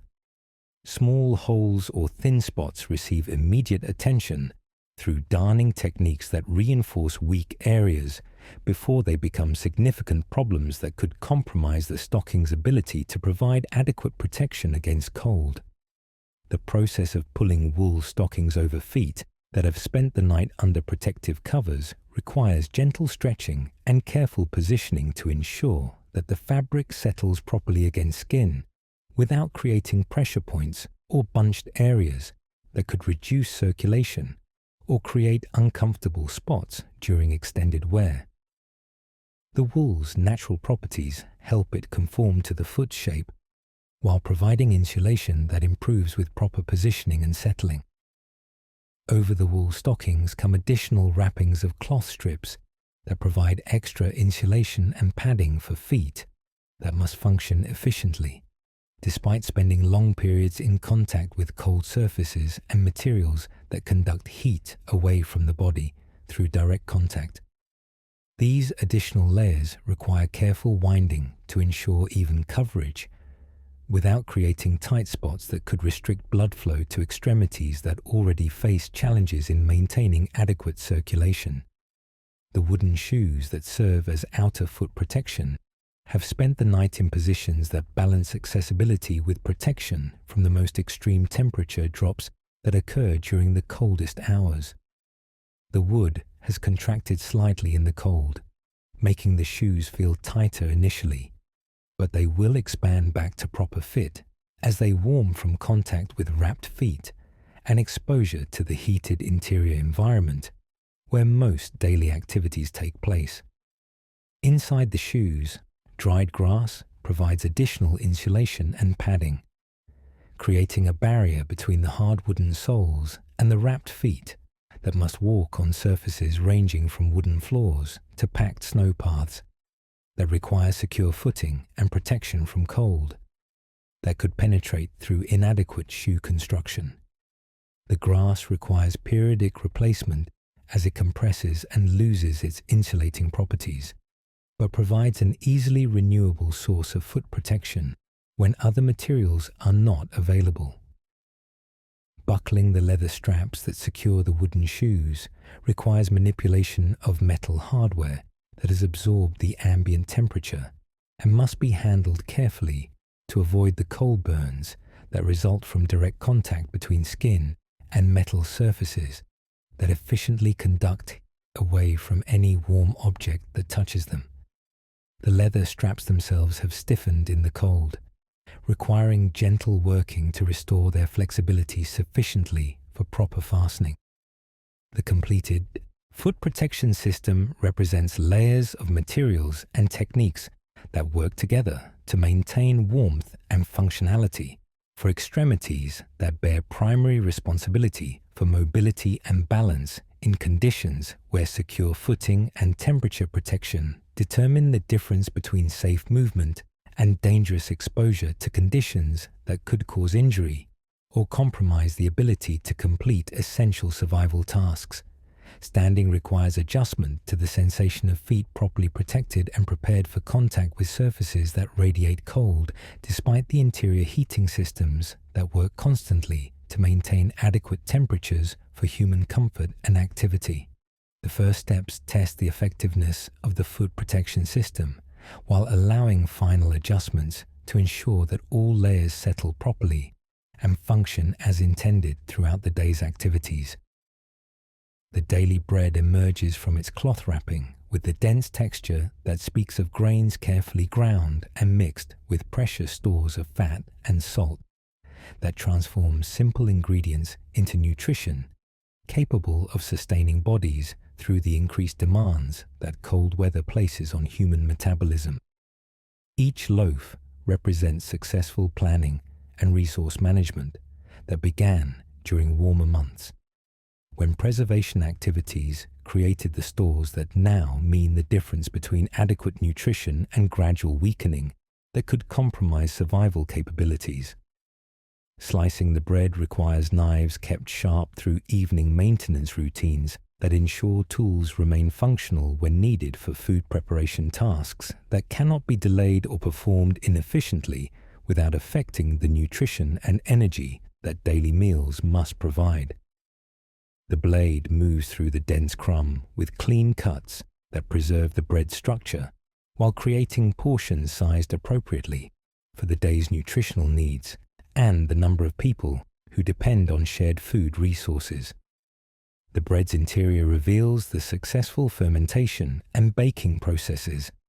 that occurred during warmer weather when fuel could be allocated for the extended heating required to bake large quantities of bread that would remain edible throughout the winter months, when baking becomes impossible due to fuel conservation requirements that prioritize heating over cooking processes that consume large amounts of precious wood resources. Toasting slices of bread over the fire's coals creates additional warmth and improves digestibility, while filling the interior space with aromas that provide psychological comfort beyond the nutritional value of the food itself. The toasting process requires attention to prevent burning, while achieving the browning that enhances flavor and creates the warming effect that makes cold weather meals more satisfying and beneficial for bodies that work constantly to maintain adequate internal temperature. The toasted bread serves as foundation for preserved foods that add variety and additional nutrition to meals that might otherwise become monotonous during the extended period when fresh ingredients remain unavailable, and dietary options depend entirely on foods that were prepared and stored during warmer months, when preservation activities took priority over immediate consumption of available ingredients. Small amounts of preserved meat, carefully rationed to extend supplies throughout the remaining winter months, provide protein and fat that support the increased caloric needs that cold weather creates for bodies that burn additional fuel to maintain internal heating systems while performing the physical work that survival requires under challenging environmental conditions that demand both strength and endurance from everyone involved in essential activities. The combination of toasted bread and preserved meat creates meals that provide both immediate satisfaction and sustained energy release that supports extended periods of physical activity while contributing to the internal heating processes that help maintain body temperature when external heating sources are not available, or when activities require movement away from the fire's direct warmth and protection. Eating these carefully composed meals becomes a deliberate process that maximizes both nutritional absorption and psychological satisfaction, with each bite consumed slowly to extract maximum benefit from ingredients that represent significant investment of resources and planning that extends back to decisions made during warmer months, when winter preparation took precedence over immediate comfort and convenience. The scrape and whisper of corn husks being braided into useful items fills evening hours with productive activity that transforms agricultural waste into essential household goods, while providing occupation for hands that must remain active to maintain circulation and dexterity during long periods of indoor confinement. The husks, saved from autumn harvest and stored in dry locations where they maintain flexibility, offer renewable materials for creating items that serve multiple purposes in households where every object must justify its existence through utility rather than decoration. Braiding techniques passed down through generations of women who understood the importance of transforming available materials into necessary goods create strong, flexible ropes and ties that serve purposes ranging from securing bundles to reinforcing temporary repairs that keep essential equipment functional when replacement parts cannot be obtained. The rhythmic motion of braiding provides gentle exercise for fingers and hands while producing useful items that contribute to household efficiency and self-sufficiency. The finished corn husk braids display surprising strength and durability when properly constructed, capable of supporting significant weight while maintaining flexibility that allows them to be tied and untied repeatedly without breaking or losing their structural integrity. These simple materials prove more versatile than might be expected, serving functions that in other seasons might require manufactured goods that are not available during extended periods of isolation from normal trade and supply networks. Children learn braiding techniques through observation and practice, developing skills that will serve them throughout their lives while contributing to household production, even at young ages when their small hands cannot perform other types of work that require greater strength or more developed motor skills. The learning process provides educational activity that keeps young minds engaged while building practical abilities that support family survival and self-sufficiency. The social aspects of braiding work create opportunities for conversation and storytelling that help pass the long evening hours while strengthening family and community bonds that become particularly important during extended periods when normal social activities are curtailed by weather conditions that prevent movement between households and the larger gatherings that characterize social life during more favorable seasons. Finished braided items receive careful storage in locations where they remain accessible for immediate use, while staying protected from moisture and damage that could reduce their utility when they are needed for emergency repairs or seasonal activities that depend on having appropriate materials readily available. The storage systems themselves demonstrate the organizational skills that develop naturally when households must maintain supplies of diverse materials and finished goods without benefit of external supply sources.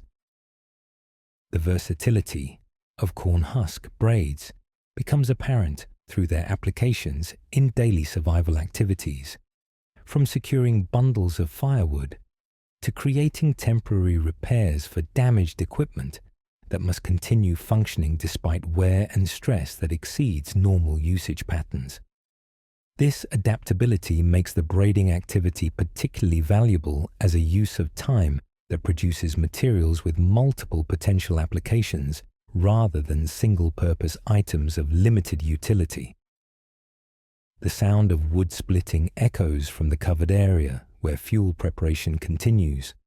despite weather conditions that make outdoor work challenging and potentially dangerous for anyone who must venture beyond the protected spaces where heating fires provide warmth and shelter, offers protection from wind and precipitation that can cause rapid heat loss and dangerous exposure for inadequately protected individuals. Each piece of wood reveals its character through the splitting process,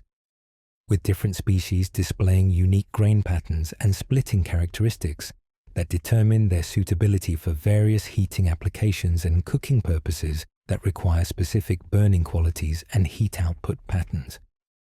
Understanding these differences allows for efficient allocation of wood resources to applications where their particular properties provide maximum benefit and efficiency. The splitting process itself requires techniques adapted to cold weather conditions that affect both the wood splitting characteristics and the worker's ability to maintain strength and dexterity during extended periods of physical activity in temperatures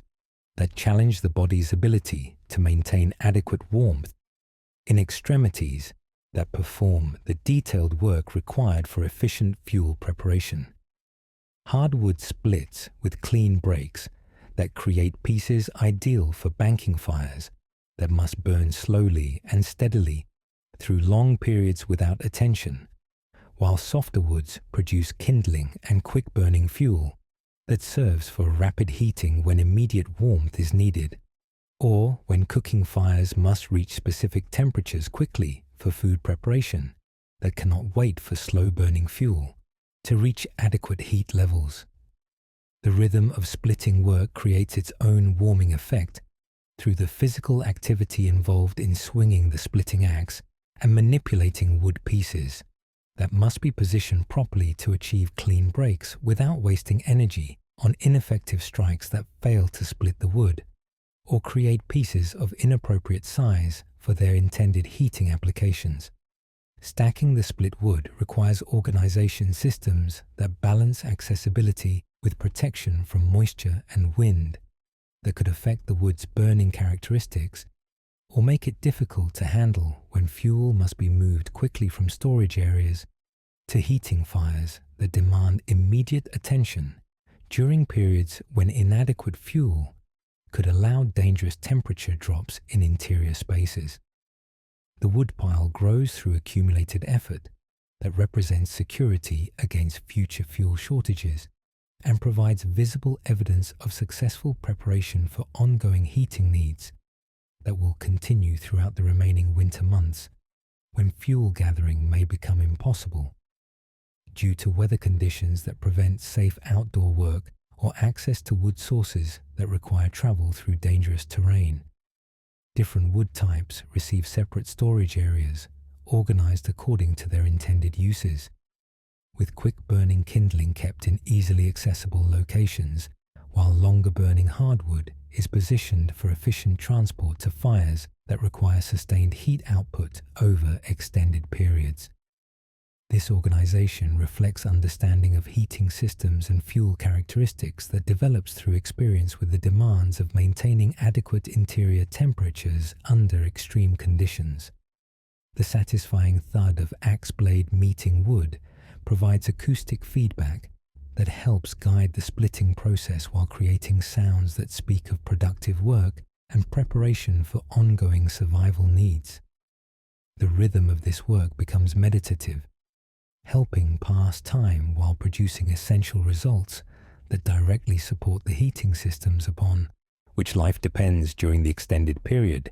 when external conditions make survival dependent on careful management of limited resources. The spinning wheel turns with the gentle rhythm that transforms raw wool into thread, strong enough to serve the countless purposes that arise in households where manufactured goods must be replaced through individual skill and available materials. The wheel's wooden mechanism, kept properly adjusted despite temperature changes that affect the fit of moving parts, produces the steady motion that draws wool fibers into continuous strands, capable of supporting the textile work that provides clothing and household goods essential for winter survival. Wool preparation requires techniques that maximize the fiber's natural insulating properties while creating thread with the strength and consistency needed for weaving cloth or knitting garments that will provide adequate protection against cold, while maintaining durability under the stress of constant use in conditions that demand more from clothing than normal seasonal variations typically require from protective garments. The spinning process itself provides gentle exercise and productive activity during evening hours, when other work becomes difficult due to limited light and the need to remain close to heating fires that provide both warmth and illumination for detailed tasks that require steady hands and clear vision. The repetitive motions of spinning help maintain finger dexterity while producing materials that contribute directly to household self-sufficiency and survival capabilities. Different grades of thread emerge from the spinning process depending on the quality of wool used and the techniques employed to draw fibers into continuous strands. Fine thread serves for delicate repair work and detailed sewing,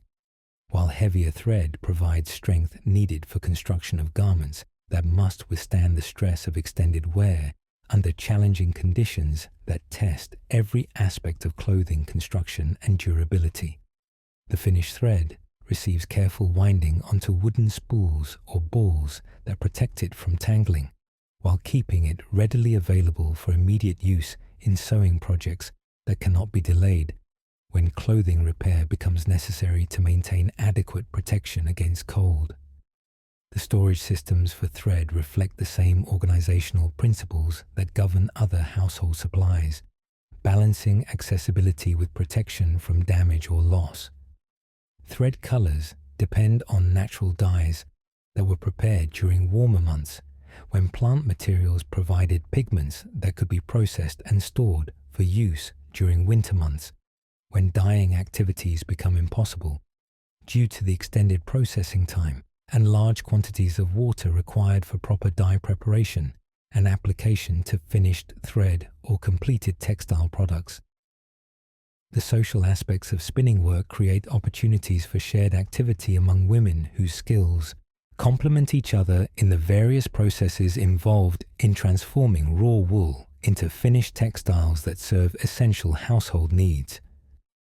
The coordination of spinning, weaving, and sewing activities requires planning and cooperation that strengthens community bonds while ensuring efficient use of materials and labor resources. Quality control during spinning ensures that finished thread meets the standards required for its intended applications, with substandard thread set aside for uses that do not require maximum strength, while the finest thread is reserved for critical applications, where failure could compromise the effectiveness of essential clothing or household items that cannot be easily replaced if they fail due to inadequate construction materials. In the same slow breath of night that carries smoke from a dozen chimneys into the star-scattered darkness, time itself seems to have settled into the rhythm of endurance, where each moment holds the weight of accumulated wisdom and the quiet confidence that comes from learning to live within winter's deepest embrace.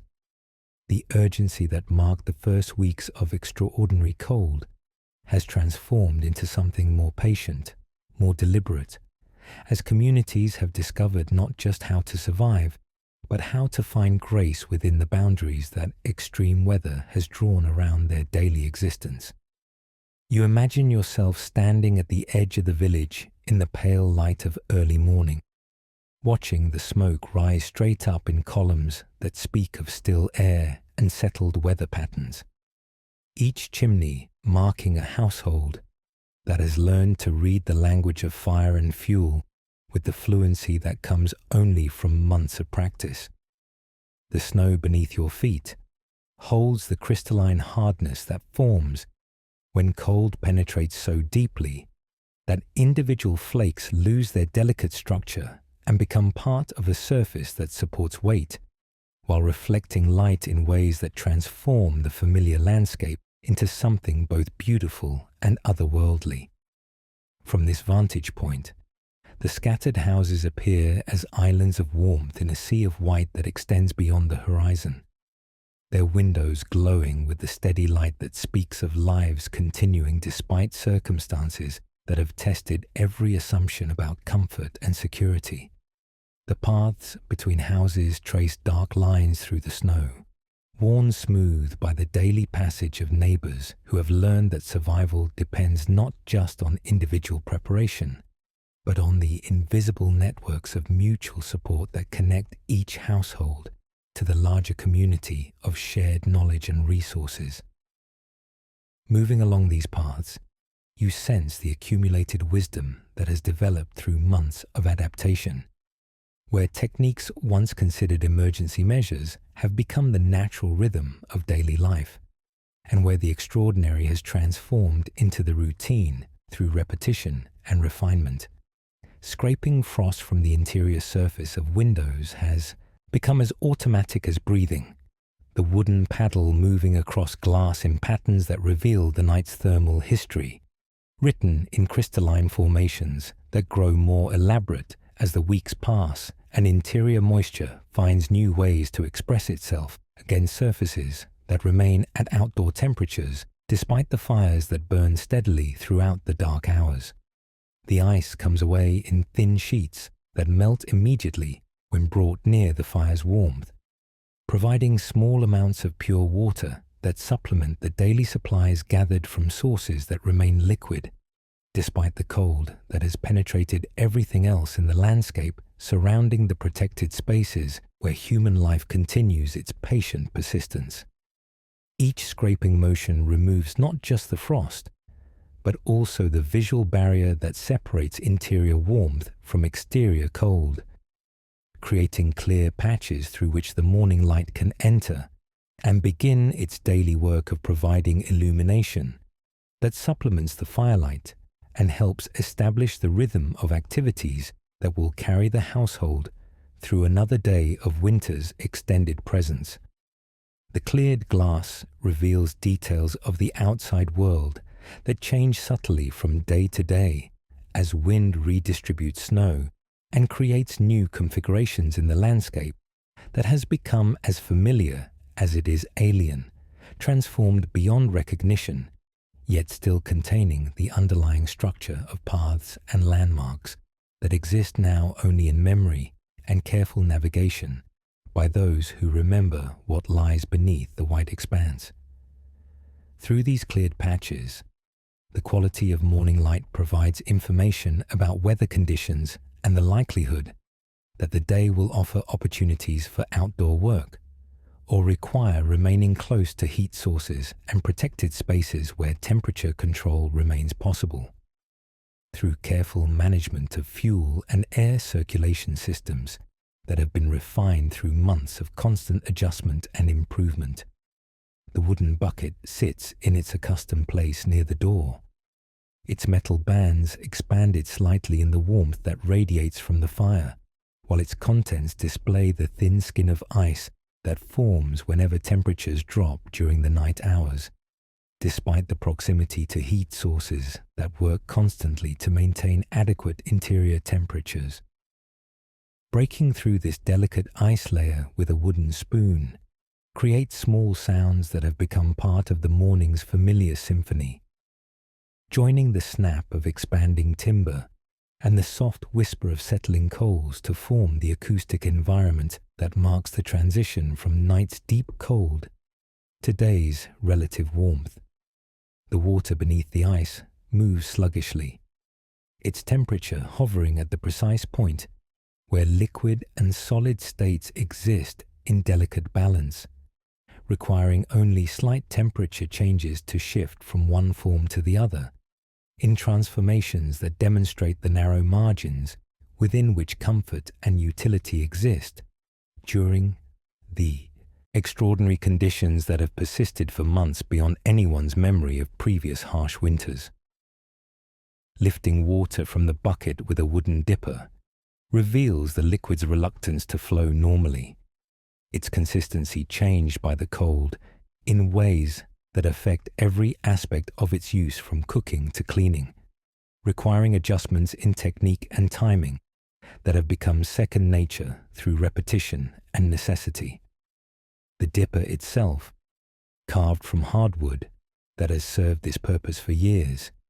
displays the smooth wear patterns that speak of countless uses in circumstances both normal and extraordinary. Its surface polished by hands that have learned to value every tool that contributes to the daily processes of maintaining life and comfort in conditions that demand maximum efficiency from every available resource. The grinding of grain between stones creates rhythms that fill afternoon hours with productive activity, while generating the flour that transforms stored wheat into bread, capable of sustaining bodies through the increased demands that cold weather places on human metabolism and energy systems. The millstones, small versions of the larger equipment that serves entire communities during normal seasons, require strength and patience to operate effectively, with the grinding motion demanding steady pressure and consistent rhythm to achieve the fine texture needed for bread that will provide both nutrition and the dense calories required for internal heating and sustained energy release. Each handful of grain that disappears between the stones represents successful storage and preservation techniques that began during harvest season, when decisions about quantities and storage methods determined how well households would weather the extended period, when fresh food sources would remain inaccessible due to weather conditions that prevent normal agricultural activities and trade relationships. The flour that emerges from this grinding process carries within its texture the accumulated work of seasons past, from the spring planting through summer cultivation to autumn harvest and winter storage, each stage contributing to the final product that now serves as foundation for meals that must provide maximum nutrition from limited ingredients available during the frozen months. The physical work of grinding provides exercise that helps maintain strength and circulation, while producing essential food supplies, creating a productive use of time and energy that contributes directly to survival, while providing the satisfaction that comes from transforming raw materials into finished goods through individual skill and effort. The sound of grinding becomes meditative, helping pass the hours while creating the rhythmic background that accompanies other household activities and provides a sense of progress and accomplishment that helps maintain morale during the extended period, when normal seasonal activities remain suspended by weather conditions that have transformed daily life into a careful balance of resource management and community cooperation. Steam rises from the wooden tub, where heated water creates the weekly opportunity for thorough washing that removes the accumulated effects of living in close quarters with limited ventilation and the constant presence of wood smoke that penetrates clothing and hair, despite the best efforts to maintain cleanliness under challenging circumstances. The process of heating sufficient water for bathing requires careful planning and significant fuel allocation, making these washing sessions precious opportunities that must be scheduled around other essential activities, while ensuring that the heated water serves multiple purposes before its warmth dissipates into the cold air that dominates even protected interior spaces. The tub itself, constructed from oak staves held together with iron bands that have contracted in the cold, displays the craftsmanship that creates household goods capable of serving essential functions while withstanding the stress of constant use under conditions that test every aspect of a construction and durability. Soap, made from animal fats and ash, lye processed during warmer months, when outdoor work allowed for the extended preparation time required for proper soap making, provides cleansing ability that removes not just surface dirt, but also the oils and odors that accumulate when normal hygiene routines must be adapted to circumstances where water heating and privacy become luxury items rather than daily conveniences. The washing process itself becomes a ritual that provides both physical cleansing and psychological renewal, offering a brief return to normalcy and comfort that helps maintain mental resilience during the extended period when survival concerns take precedence over personal comfort and convenience.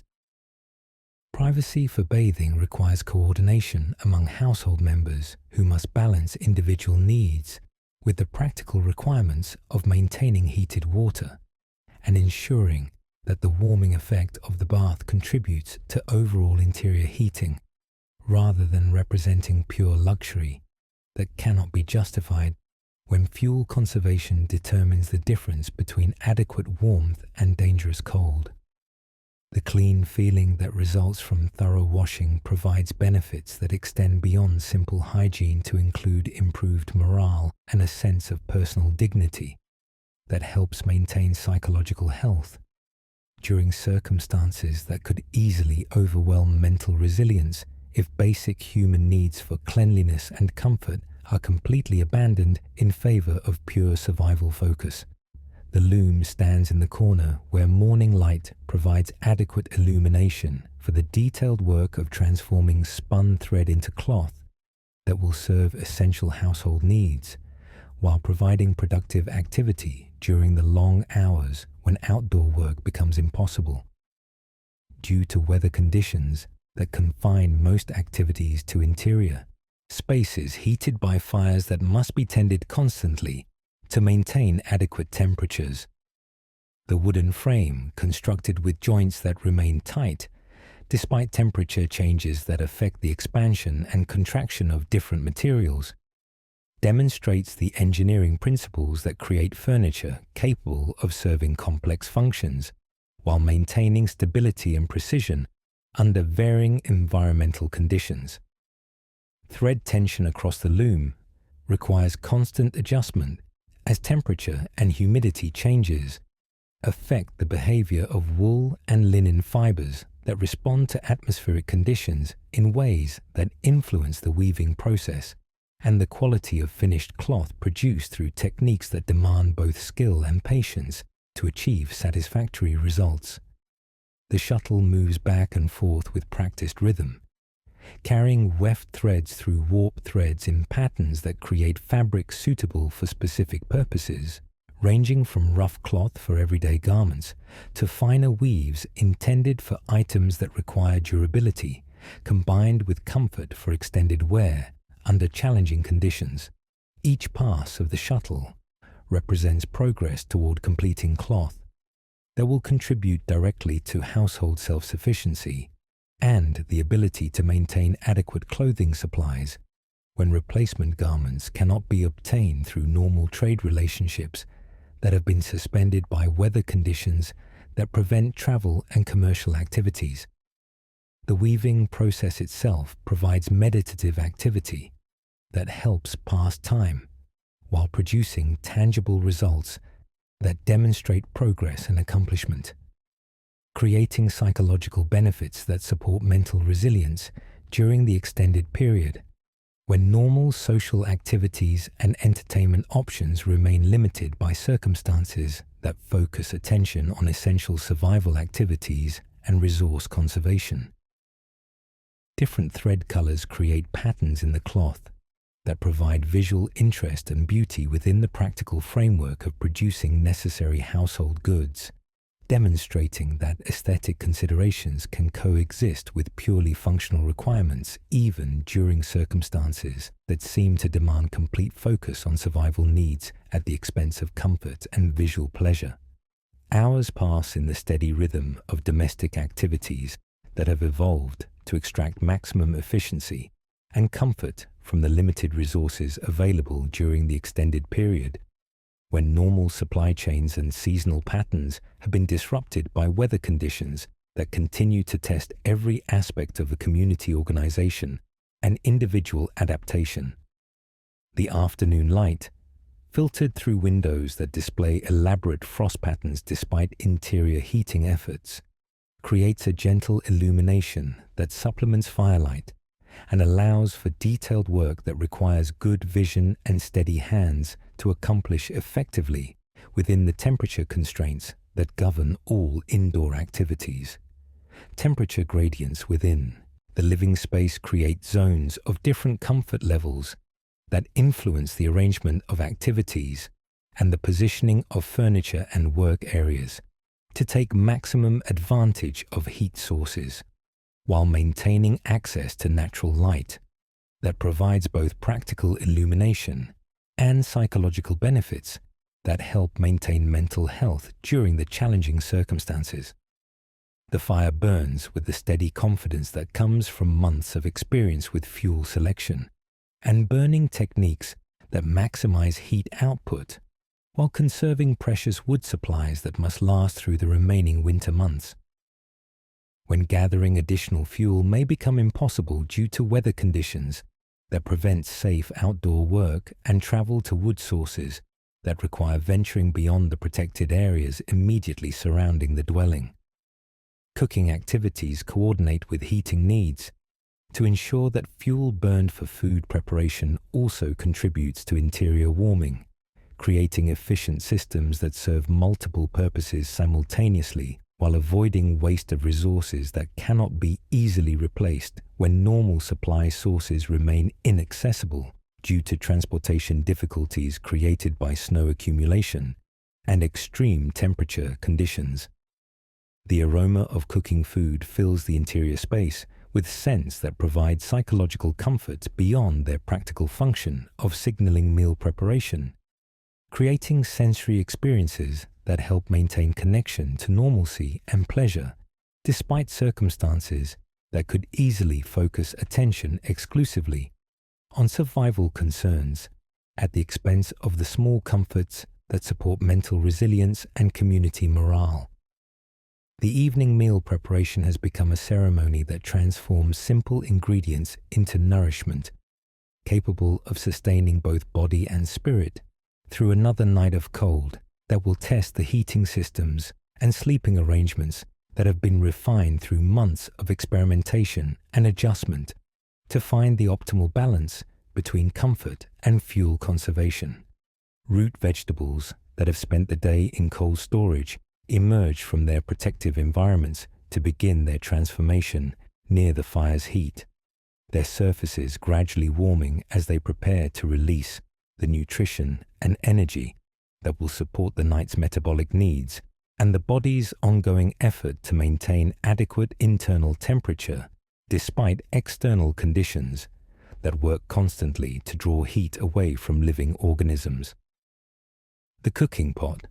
blackened by months of constant use over open fires, has developed the seasoning and heat distribution characteristics that make it an extension of the cook's skill and experience, its metal surface conducting heat efficiently, while retaining enough thermal mass to provide steady cooking temperatures that cannot be achieved through direct flame exposure alone. Stirring the contents with wooden implements that have absorbed the flavors and history of countless meals creates gentle sounds that blend with the fire's crackling and the soft conversations that accompany food preparation activities, forming the acoustic backdrop for evening routines that have become as comforting as they are essential for survival and community maintenance. The gradual warming of ingredients releases aromas that begin the psychological preparation for the meal, that will provide both nutrition and the internal heating effect that supports comfortable sleep and adequate body temperature maintenance through the coldest hours of the daily cycle when heating systems must work most efficiently to prevent dangerous temperature drops that could compromise health and safety. Salt, precious as any treasure, adds flavor that transforms simple ingredients into meals that provide satisfaction beyond mere nutrition, demonstrating that even during circumstances that seem to demand complete focus on survival, attention to taste and eating pleasure contributes to mental health and community morale in ways that justify the use of valuable resources for purposes that extend beyond basic caloric requirements. The small amounts of preserved herbs that flavor the evening meal represent foresight and planning from warmer months when gathering and processing activities created stores of materials that now provide variety and interest to a diet that might otherwise become monotonous during the extended period when fresh ingredients remain unavailable due to seasonal limitations intensified by weather conditions that have extended winter's grip far beyond normal patterns. Timing the cooking process to coordinate with other evening activities ensures that hot food becomes available at the moment when the day's work concludes and the household prepares for the night hours that will require different strategies for maintaining warmth and comfort while conserving fuel resources that must last until morning, brings opportunities to replenish supplies and restart the daily cycle of heating and cooking activities. The completed meal represents successful coordination of ingredients, fuel, timing, and technique to create nourishment that will support the night's rest and recovery, while providing the satisfaction and comfort that help maintain psychological resilience during challenging circumstances that test every aspect of human adaptability and community cooperation. The pewter plates, warmed by their proximity to cooking fires, retain heat that extends the warming effect of hot food, while providing comfortable surfaces for hands that serve and consume the evening meal in rituals that maintain dignity and normalcy. Despite circumstances that have stripped away many of the conveniences and comforts that characterize daily life during more favorable seasons, each plate displays the wear patterns that speak of years of service during both ordinary times and the current extraordinary circumstances. Their surfaces polished by use while maintaining the functionality that makes them essential components of the dining equipment that supports civilized meal consumption, even when survival concerns dominate most daily decisions and activities. The weight and temperature of warmed pewter provide sensory experiences that contribute to meal satisfaction, and the psychological benefits that come from maintaining proper dining customs and equipment, despite the simplified circumstances that govern most aspects of daily life during the extended period when resource conservation takes precedence over comfort and convenience considerations. Sharing food from individual plates preserves personal dignity and social customs that help maintain community cohesion and individual self-respect during circumstances that could easily reduce human interaction to purely functional exchanges focused exclusively on survival needs without attention to the social rituals that support mental health and community identity. The gentle clink of metal utensils against pewter surfaces creates familiar sounds that connect current meals to the memory of dining experiences from more comfortable times, providing psychological anchors to normalcy that help maintain hope and perspective during the extended period when current hardships seem likely to continue indefinitely into an uncertain future. Candlelight flickers across surfaces that have become as familiar as old friends during the months when artificial illumination has supplemented firelight to create adequate lighting for evening activities that require more precision than the dancing flames of heating fires can reliably provide for detailed work and social activities. The candles themselves, made from animal fat rendered during warmer months when slaughter activities provided the raw materials for preservation and household manufacturing that created supplies needed during winter months when replacement goods cannot be obtained through normal commercial channels, burn with the steady flame that provides both light and a small additional source of heat that contributes to interior warming while serving its primary illumination function. The holders that support burning candles display the craftsmanship that creates household goods capable of serving essential functions while providing beauty and satisfaction that extend beyond pure utility to include aesthetic considerations that support psychological well-being during circumstances that might otherwise focus attention exclusively on functional requirements at the expense of visual pleasure and artistic expression. Positioning candles to provide optimal lighting while avoiding fire hazards requires understanding of air currents and safety considerations that have become second nature through months of experience with interior lighting systems that must provide adequate illumination while conserving precious fuel resources that cannot be easily replaced when supply sources remain inaccessible due to weather conditions and transportation difficulties. The warm light creates intimate spaces within the larger interior environment, defining areas for specific activities while creating the visual boundaries that help organize household functions and provide psychological comfort through the creation of smaller, more manageable spaces within rooms that must serve multiple purposes simultaneously during the extended period when outdoor activities remain limited by weather conditions. The wooden table, scarred by years of service during both ordinary times and current extraordinary circumstances, provides the stable surface that supports evening activities ranging from food consumption to detailed handwork that requires steady support for materials and tools that must be manipulated with precision, despite the temperature variations that affect manual dexterity and tool performance under challenging environmental conditions. Its surface displays the accumulated marks of countless meals and work sessions, each scar and stain representing moments of productive activity and family interaction that have created the patina of use that transforms simple furniture into repositories of family history and community memory. The grain patterns in the wood catch candlelight and firelight in ways that create visual interest and beauty within the practical framework of furniture that serves essential daily functions while providing the stability and durability needed for constant use under conditions that test every aspect of construction and material selection. Around this table, family members gather for meals and evening activities that maintain social bonds and provide opportunities for conversation and shared experience that support mental health and community cohesion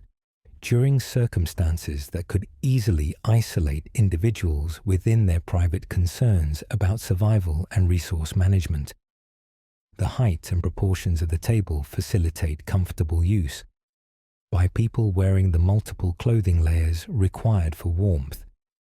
demonstrating the practical considerations that govern furniture design when normal comfort assumptions must be adjusted to accommodate the realities of cold weather survival, and the bulky protective clothing that becomes necessary when interior temperatures cannot be maintained at levels that allow for normal dress and movement patterns. Sleep preparation has evolved into rituals that balance the need for warmth with the practical requirements of maintaining heating systems through the night hours, while ensuring that morning awakening can occur in conditions that support efficient transition from rest to active engagement with the day's survival requirements and household management tasks. The arrangement of bedding creates insulating systems that trap body heat, while allowing for the air circulation necessary to prevent moisture buildup that could create dangerous conditions if clothing and covers become damp in circumstances where drying requires significant fuel expenditure and extended time near heat sources that must serve multiple competing purposes simultaneously.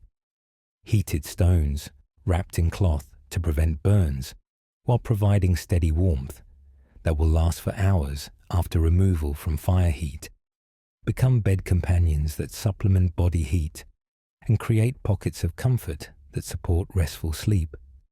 despite interior temperatures that would otherwise make comfortable rest impossible without dangerous levels of fuel consumption that could compromise daytime heating and cooking requirements. The positioning of beds to take advantage of residual heat from banked fires while maintaining safe distances from open flames requires understanding of air circulation patterns and heat distribution that has developed through experience with the thermal characteristics of interior spaces during extreme weather conditions that push heating systems to their maximum efficiency requirements. Clothing worn during sleep provides additional insulation while remaining comfortable enough to allow restful sleep, creating layering systems that can be adjusted throughout the night as body heat and room temperature fluctuate in response to fire management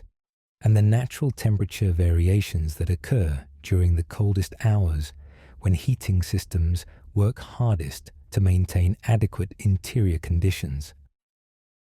The quilts and blankets that provide the outer layers of sleeping insulation represent months of preparation work that began during warmer seasons when textile production could proceed at a pace that allowed for the detailed handwork required to create bedding capable of providing adequate protection against cold that penetrates even heated interior spaces during the most extreme weather conditions. Each quilt tells stories through its fabric patterns and construction techniques, displaying the skill and patience that transform scraps of cloth and filling materials into bedding systems that provide both warmth and comfort, while demonstrating the aesthetic sensibilities that persist even during circumstances that seem to demand complete focus on purely functional considerations at the expense of beauty and visual pleasure. The filling materials, ranging from down saved from domestic fowl to wool, cleaned and prepared during autumn activities, create insulating layers that trap air while maintaining the flexibility needed for comfortable sleep arrangements that must accommodate multiple people sharing warmth, while preserving individual comfort and dignity during the vulnerable hours when sleep reduces conscious control over body temperature, regulation, and heat conservation strategies. The construction techniques that join fabric layers and secure filling materials demonstrate needlework skills that create durable goods capable of withstanding constant use under challenging conditions while maintaining their insulating properties and structural integrity through repeated washing and the stress of nightly use by bodies that generate varying amounts of heat and moisture during sleep cycles that must be accommodated without compromising the bedding's essential protective functions. The rhythm of night breathing creates gentle sounds that blend with the fire's crackling and the occasional settling noises of wooden construction that responds to temperature changes by expanding and contracting in ways that produce the acoustic environment characteristic of winter nights in dwellings heated by wood fires and insulated by accumulated snow that changes the acoustic properties of the surrounding landscape. These familiar sounds provide comfort and security through their regularity and predictability, creating the audio backdrop for sleep that has become as essential as physical warmth for maintaining the restful sleep needed to support the next day's activities and the ongoing mental resilience required for extended survival under challenging circumstances that test every aspect of human adaptability and community cooperation. The breathing patterns of sleeping family members create natural rhythms that help regulate individual sleep cycles while providing unconscious reassurance about the health and safety of household members whose welfare depends on mutual support and shared resources that make survival possible when individual effort alone would prove insufficient to meet the challenges created by extreme weather conditions and the isolation from normal supply networks and community support systems. The gentle movement of air created by multiple people breathing in enclosed spaces helps maintain air circulation that prevents the stagnation and humidity buildup that could create uncomfortable conditions or health problems when ventilation must be carefully balanced against heat loss to maintain adequate interior temperatures, while ensuring adequate air quality for comfortable sleep and daytime activities. Morning awakening brings the gradual return to consciousness that allows for gentle transition from sleep's warmth to the cooler air that signals the beginning of another day's activities and the renewal of heating systems that have maintained minimal function through the night hours while conserving fuel resources needed for the increased activity that daylight hours will bring to household management and survival activities.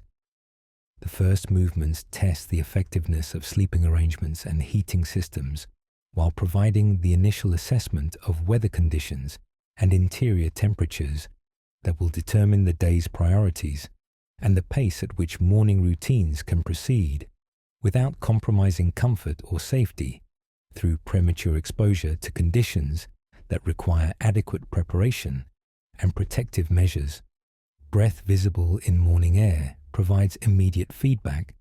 about interior temperature conditions while serving as a visual reminder of the ongoing challenge of maintaining adequate warmth in circumstances where heating systems must work constantly against natural forces that seek to establish thermal equilibrium between interior and exterior environments that differ dramatically in their suitability for human comfort and health.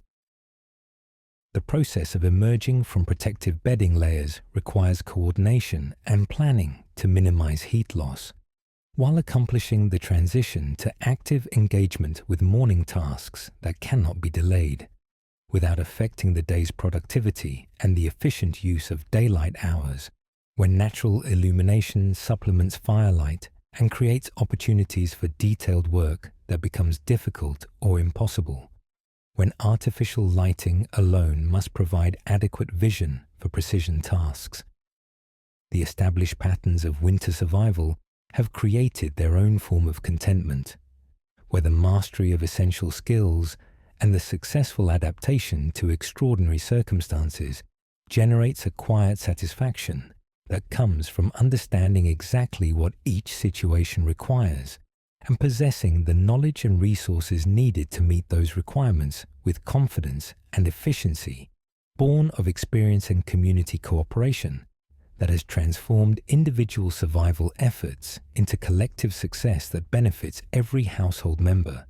and strengthens the entire community's ability to endure continued challenging conditions with patience and hope for the eventual return to more favorable weather patterns and the resumption of normal seasonal activities that have been suspended by the extraordinary winter that will be remembered and discussed for generations as a test of human resilience and community solidarity. The deepest cold of night has passed, and in the space between darkness and dawn, the village rests in the profound stillness that comes only when winter has taught its lessons and found them well learned. The fires burn low now, their flames settled into the steady rhythm of coals that know their work, glowing with the confidence of embers that have discovered how to hold warmth through the longest hours without waste or urgency. In cottage after cottage, the same quiet scene unfolds. Families arranged in sleep around hearths that whisper rather than roar, their heat distributed with the efficiency that months of practice have perfected. Through frost-covered windows, the landscape reveals itself transformed once more, not by new snow or wind, but by the subtle alchemy that occurs when human persistence meets natural challenge and finds in that meeting not victory or defeat, but something more profound, a kind of partnership with forces that seemed at first so hostile. The snow lies deep and settled, its surface bearing the tracery of paths that speak of daily journeys accomplished, needs met, survival not just achieved, but mastered with a grace that transforms necessity into something approaching art. The wooden bucket by the door holds water that moves with liquid ease, no longer fighting the edge of freezing,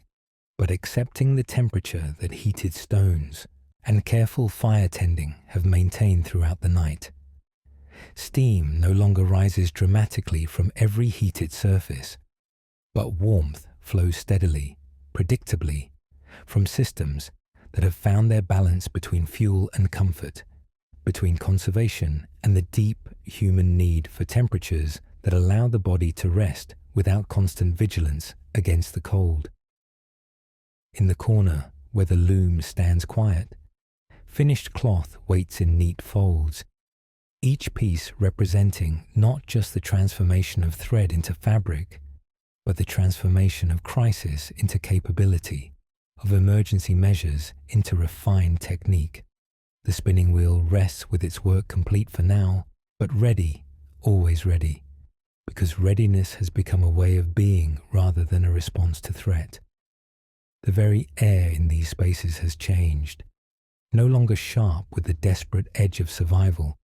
but soft with the confidence of people who have learned not just to endure, but to live well within whatever boundaries the world chooses to draw around their days. Outside, the wind still moves across the snow, but its voice has changed from the harsh warnings of early winter to something more conversational, as if it too has learned the rhythms of this place and these people who have proven their determination to remain. to continue, to find warmth and meaning and even joy in circumstances that once seemed to promise only hardship. The smoke from chimneys rises straight and true in the still air, each column a testament to fires that burn not with the frantic hunger of desperation, but with the steady appetite of systems that know their work and do it well. The morning that approaches will bring its familiar routines, but they are no longer the urgent scramble of crisis management. Instead, they flow with the natural rhythm of people who have discovered that survival, when practiced with patience and community, becomes something more than mere persistence. It becomes a form of living that finds abundance in simplicity, warmth in shared effort,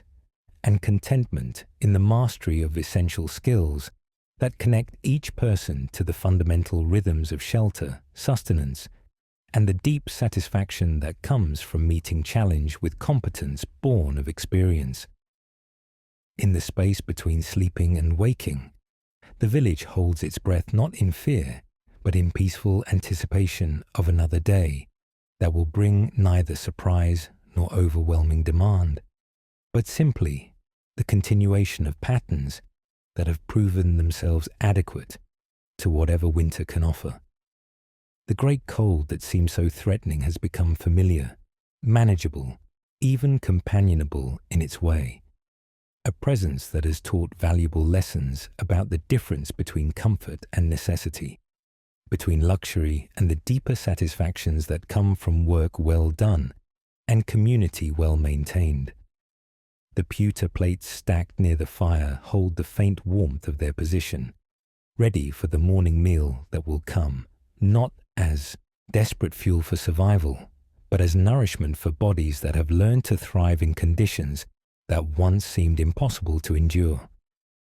The wooden spoons rest in their accustomed places, smooth with use, and seasoned with the flavors of countless meals that have sustained not just physical health, but the deeper nourishment that comes from food prepared with care and shared with love, even in the simplest circumstances. As the night deepens toward its end, the village settles into the profound rest that comes only to those who have faced uncertainty and found within themselves and their community the resources needed not just to survive, but to create, within whatever boundaries exist, a life worth living. The quilts that cover sleeping families hold warmth that goes beyond mere temperature, encompassing the security that comes from knowing that tomorrow will bring challenges that are understood, manageable, met with skills that have been tested and proven adequate to whatever demands arise.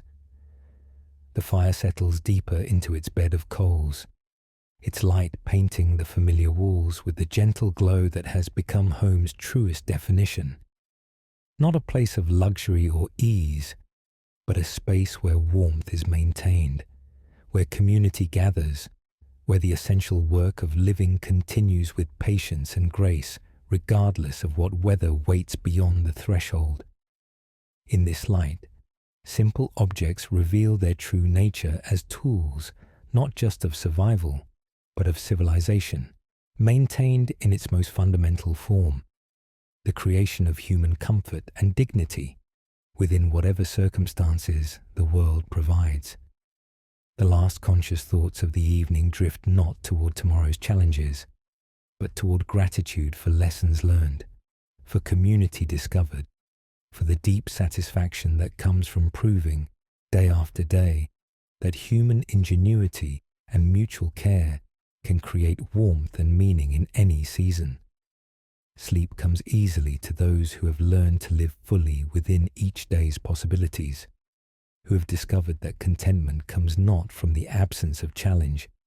but from the confidence that whatever comes can be met with patience, skill, and the quiet courage that transforms survival into something approaching grace. As our time in this winter world comes to a close, you begin to feel yourself gently returning from that distant village where fires burn low and families rest in the deep peace of challenges met and mastered. The cold that seems so present begins to fade, replaced by the comfortable temperature of your own space, your own time, where warmth comes easily and shelter is certain. The sound of wind across snow gives way to the familiar quiet of your own night, and the flickering firelight dissolves into the gentle darkness that surrounds you now, safe and comfortable in your own bed. Allow yourself to notice how far you have traveled, not just in distance but in understanding, carrying with you now a deeper appreciation for the simple comforts that surround you, the ease with which warmth fills your space, the abundance that flows from systems you rarely need to think about. The wooden floors and stone hearths of that winter village fade into memory, but they leave behind a quiet gratitude for the softness beneath you now, the gentle temperature that requires no tending, no careful management of precious fuel, or constant attention to the balance between comfort and conservation. Feel your body sinking deeper into the comfort that supports you, noticing how different this feels from those beds where families gathered for warmth, where heated stones and careful arrangements of quilts created islands of temperature in rooms where breath showed white in the morning air. Your muscles, which may have unconsciously tensed in sympathy with those long-ago struggles against cold, now release completely into the ease that surrounds you, each part of your body remembering that it is safe, warm, protected by walls and systems that work without your conscious effort or concern. Let your shoulders drop away from any tension they may have held,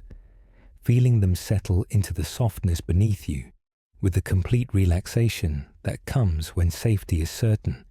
and comfort is assured. Your arms rest easily at your sides or wherever feels most natural,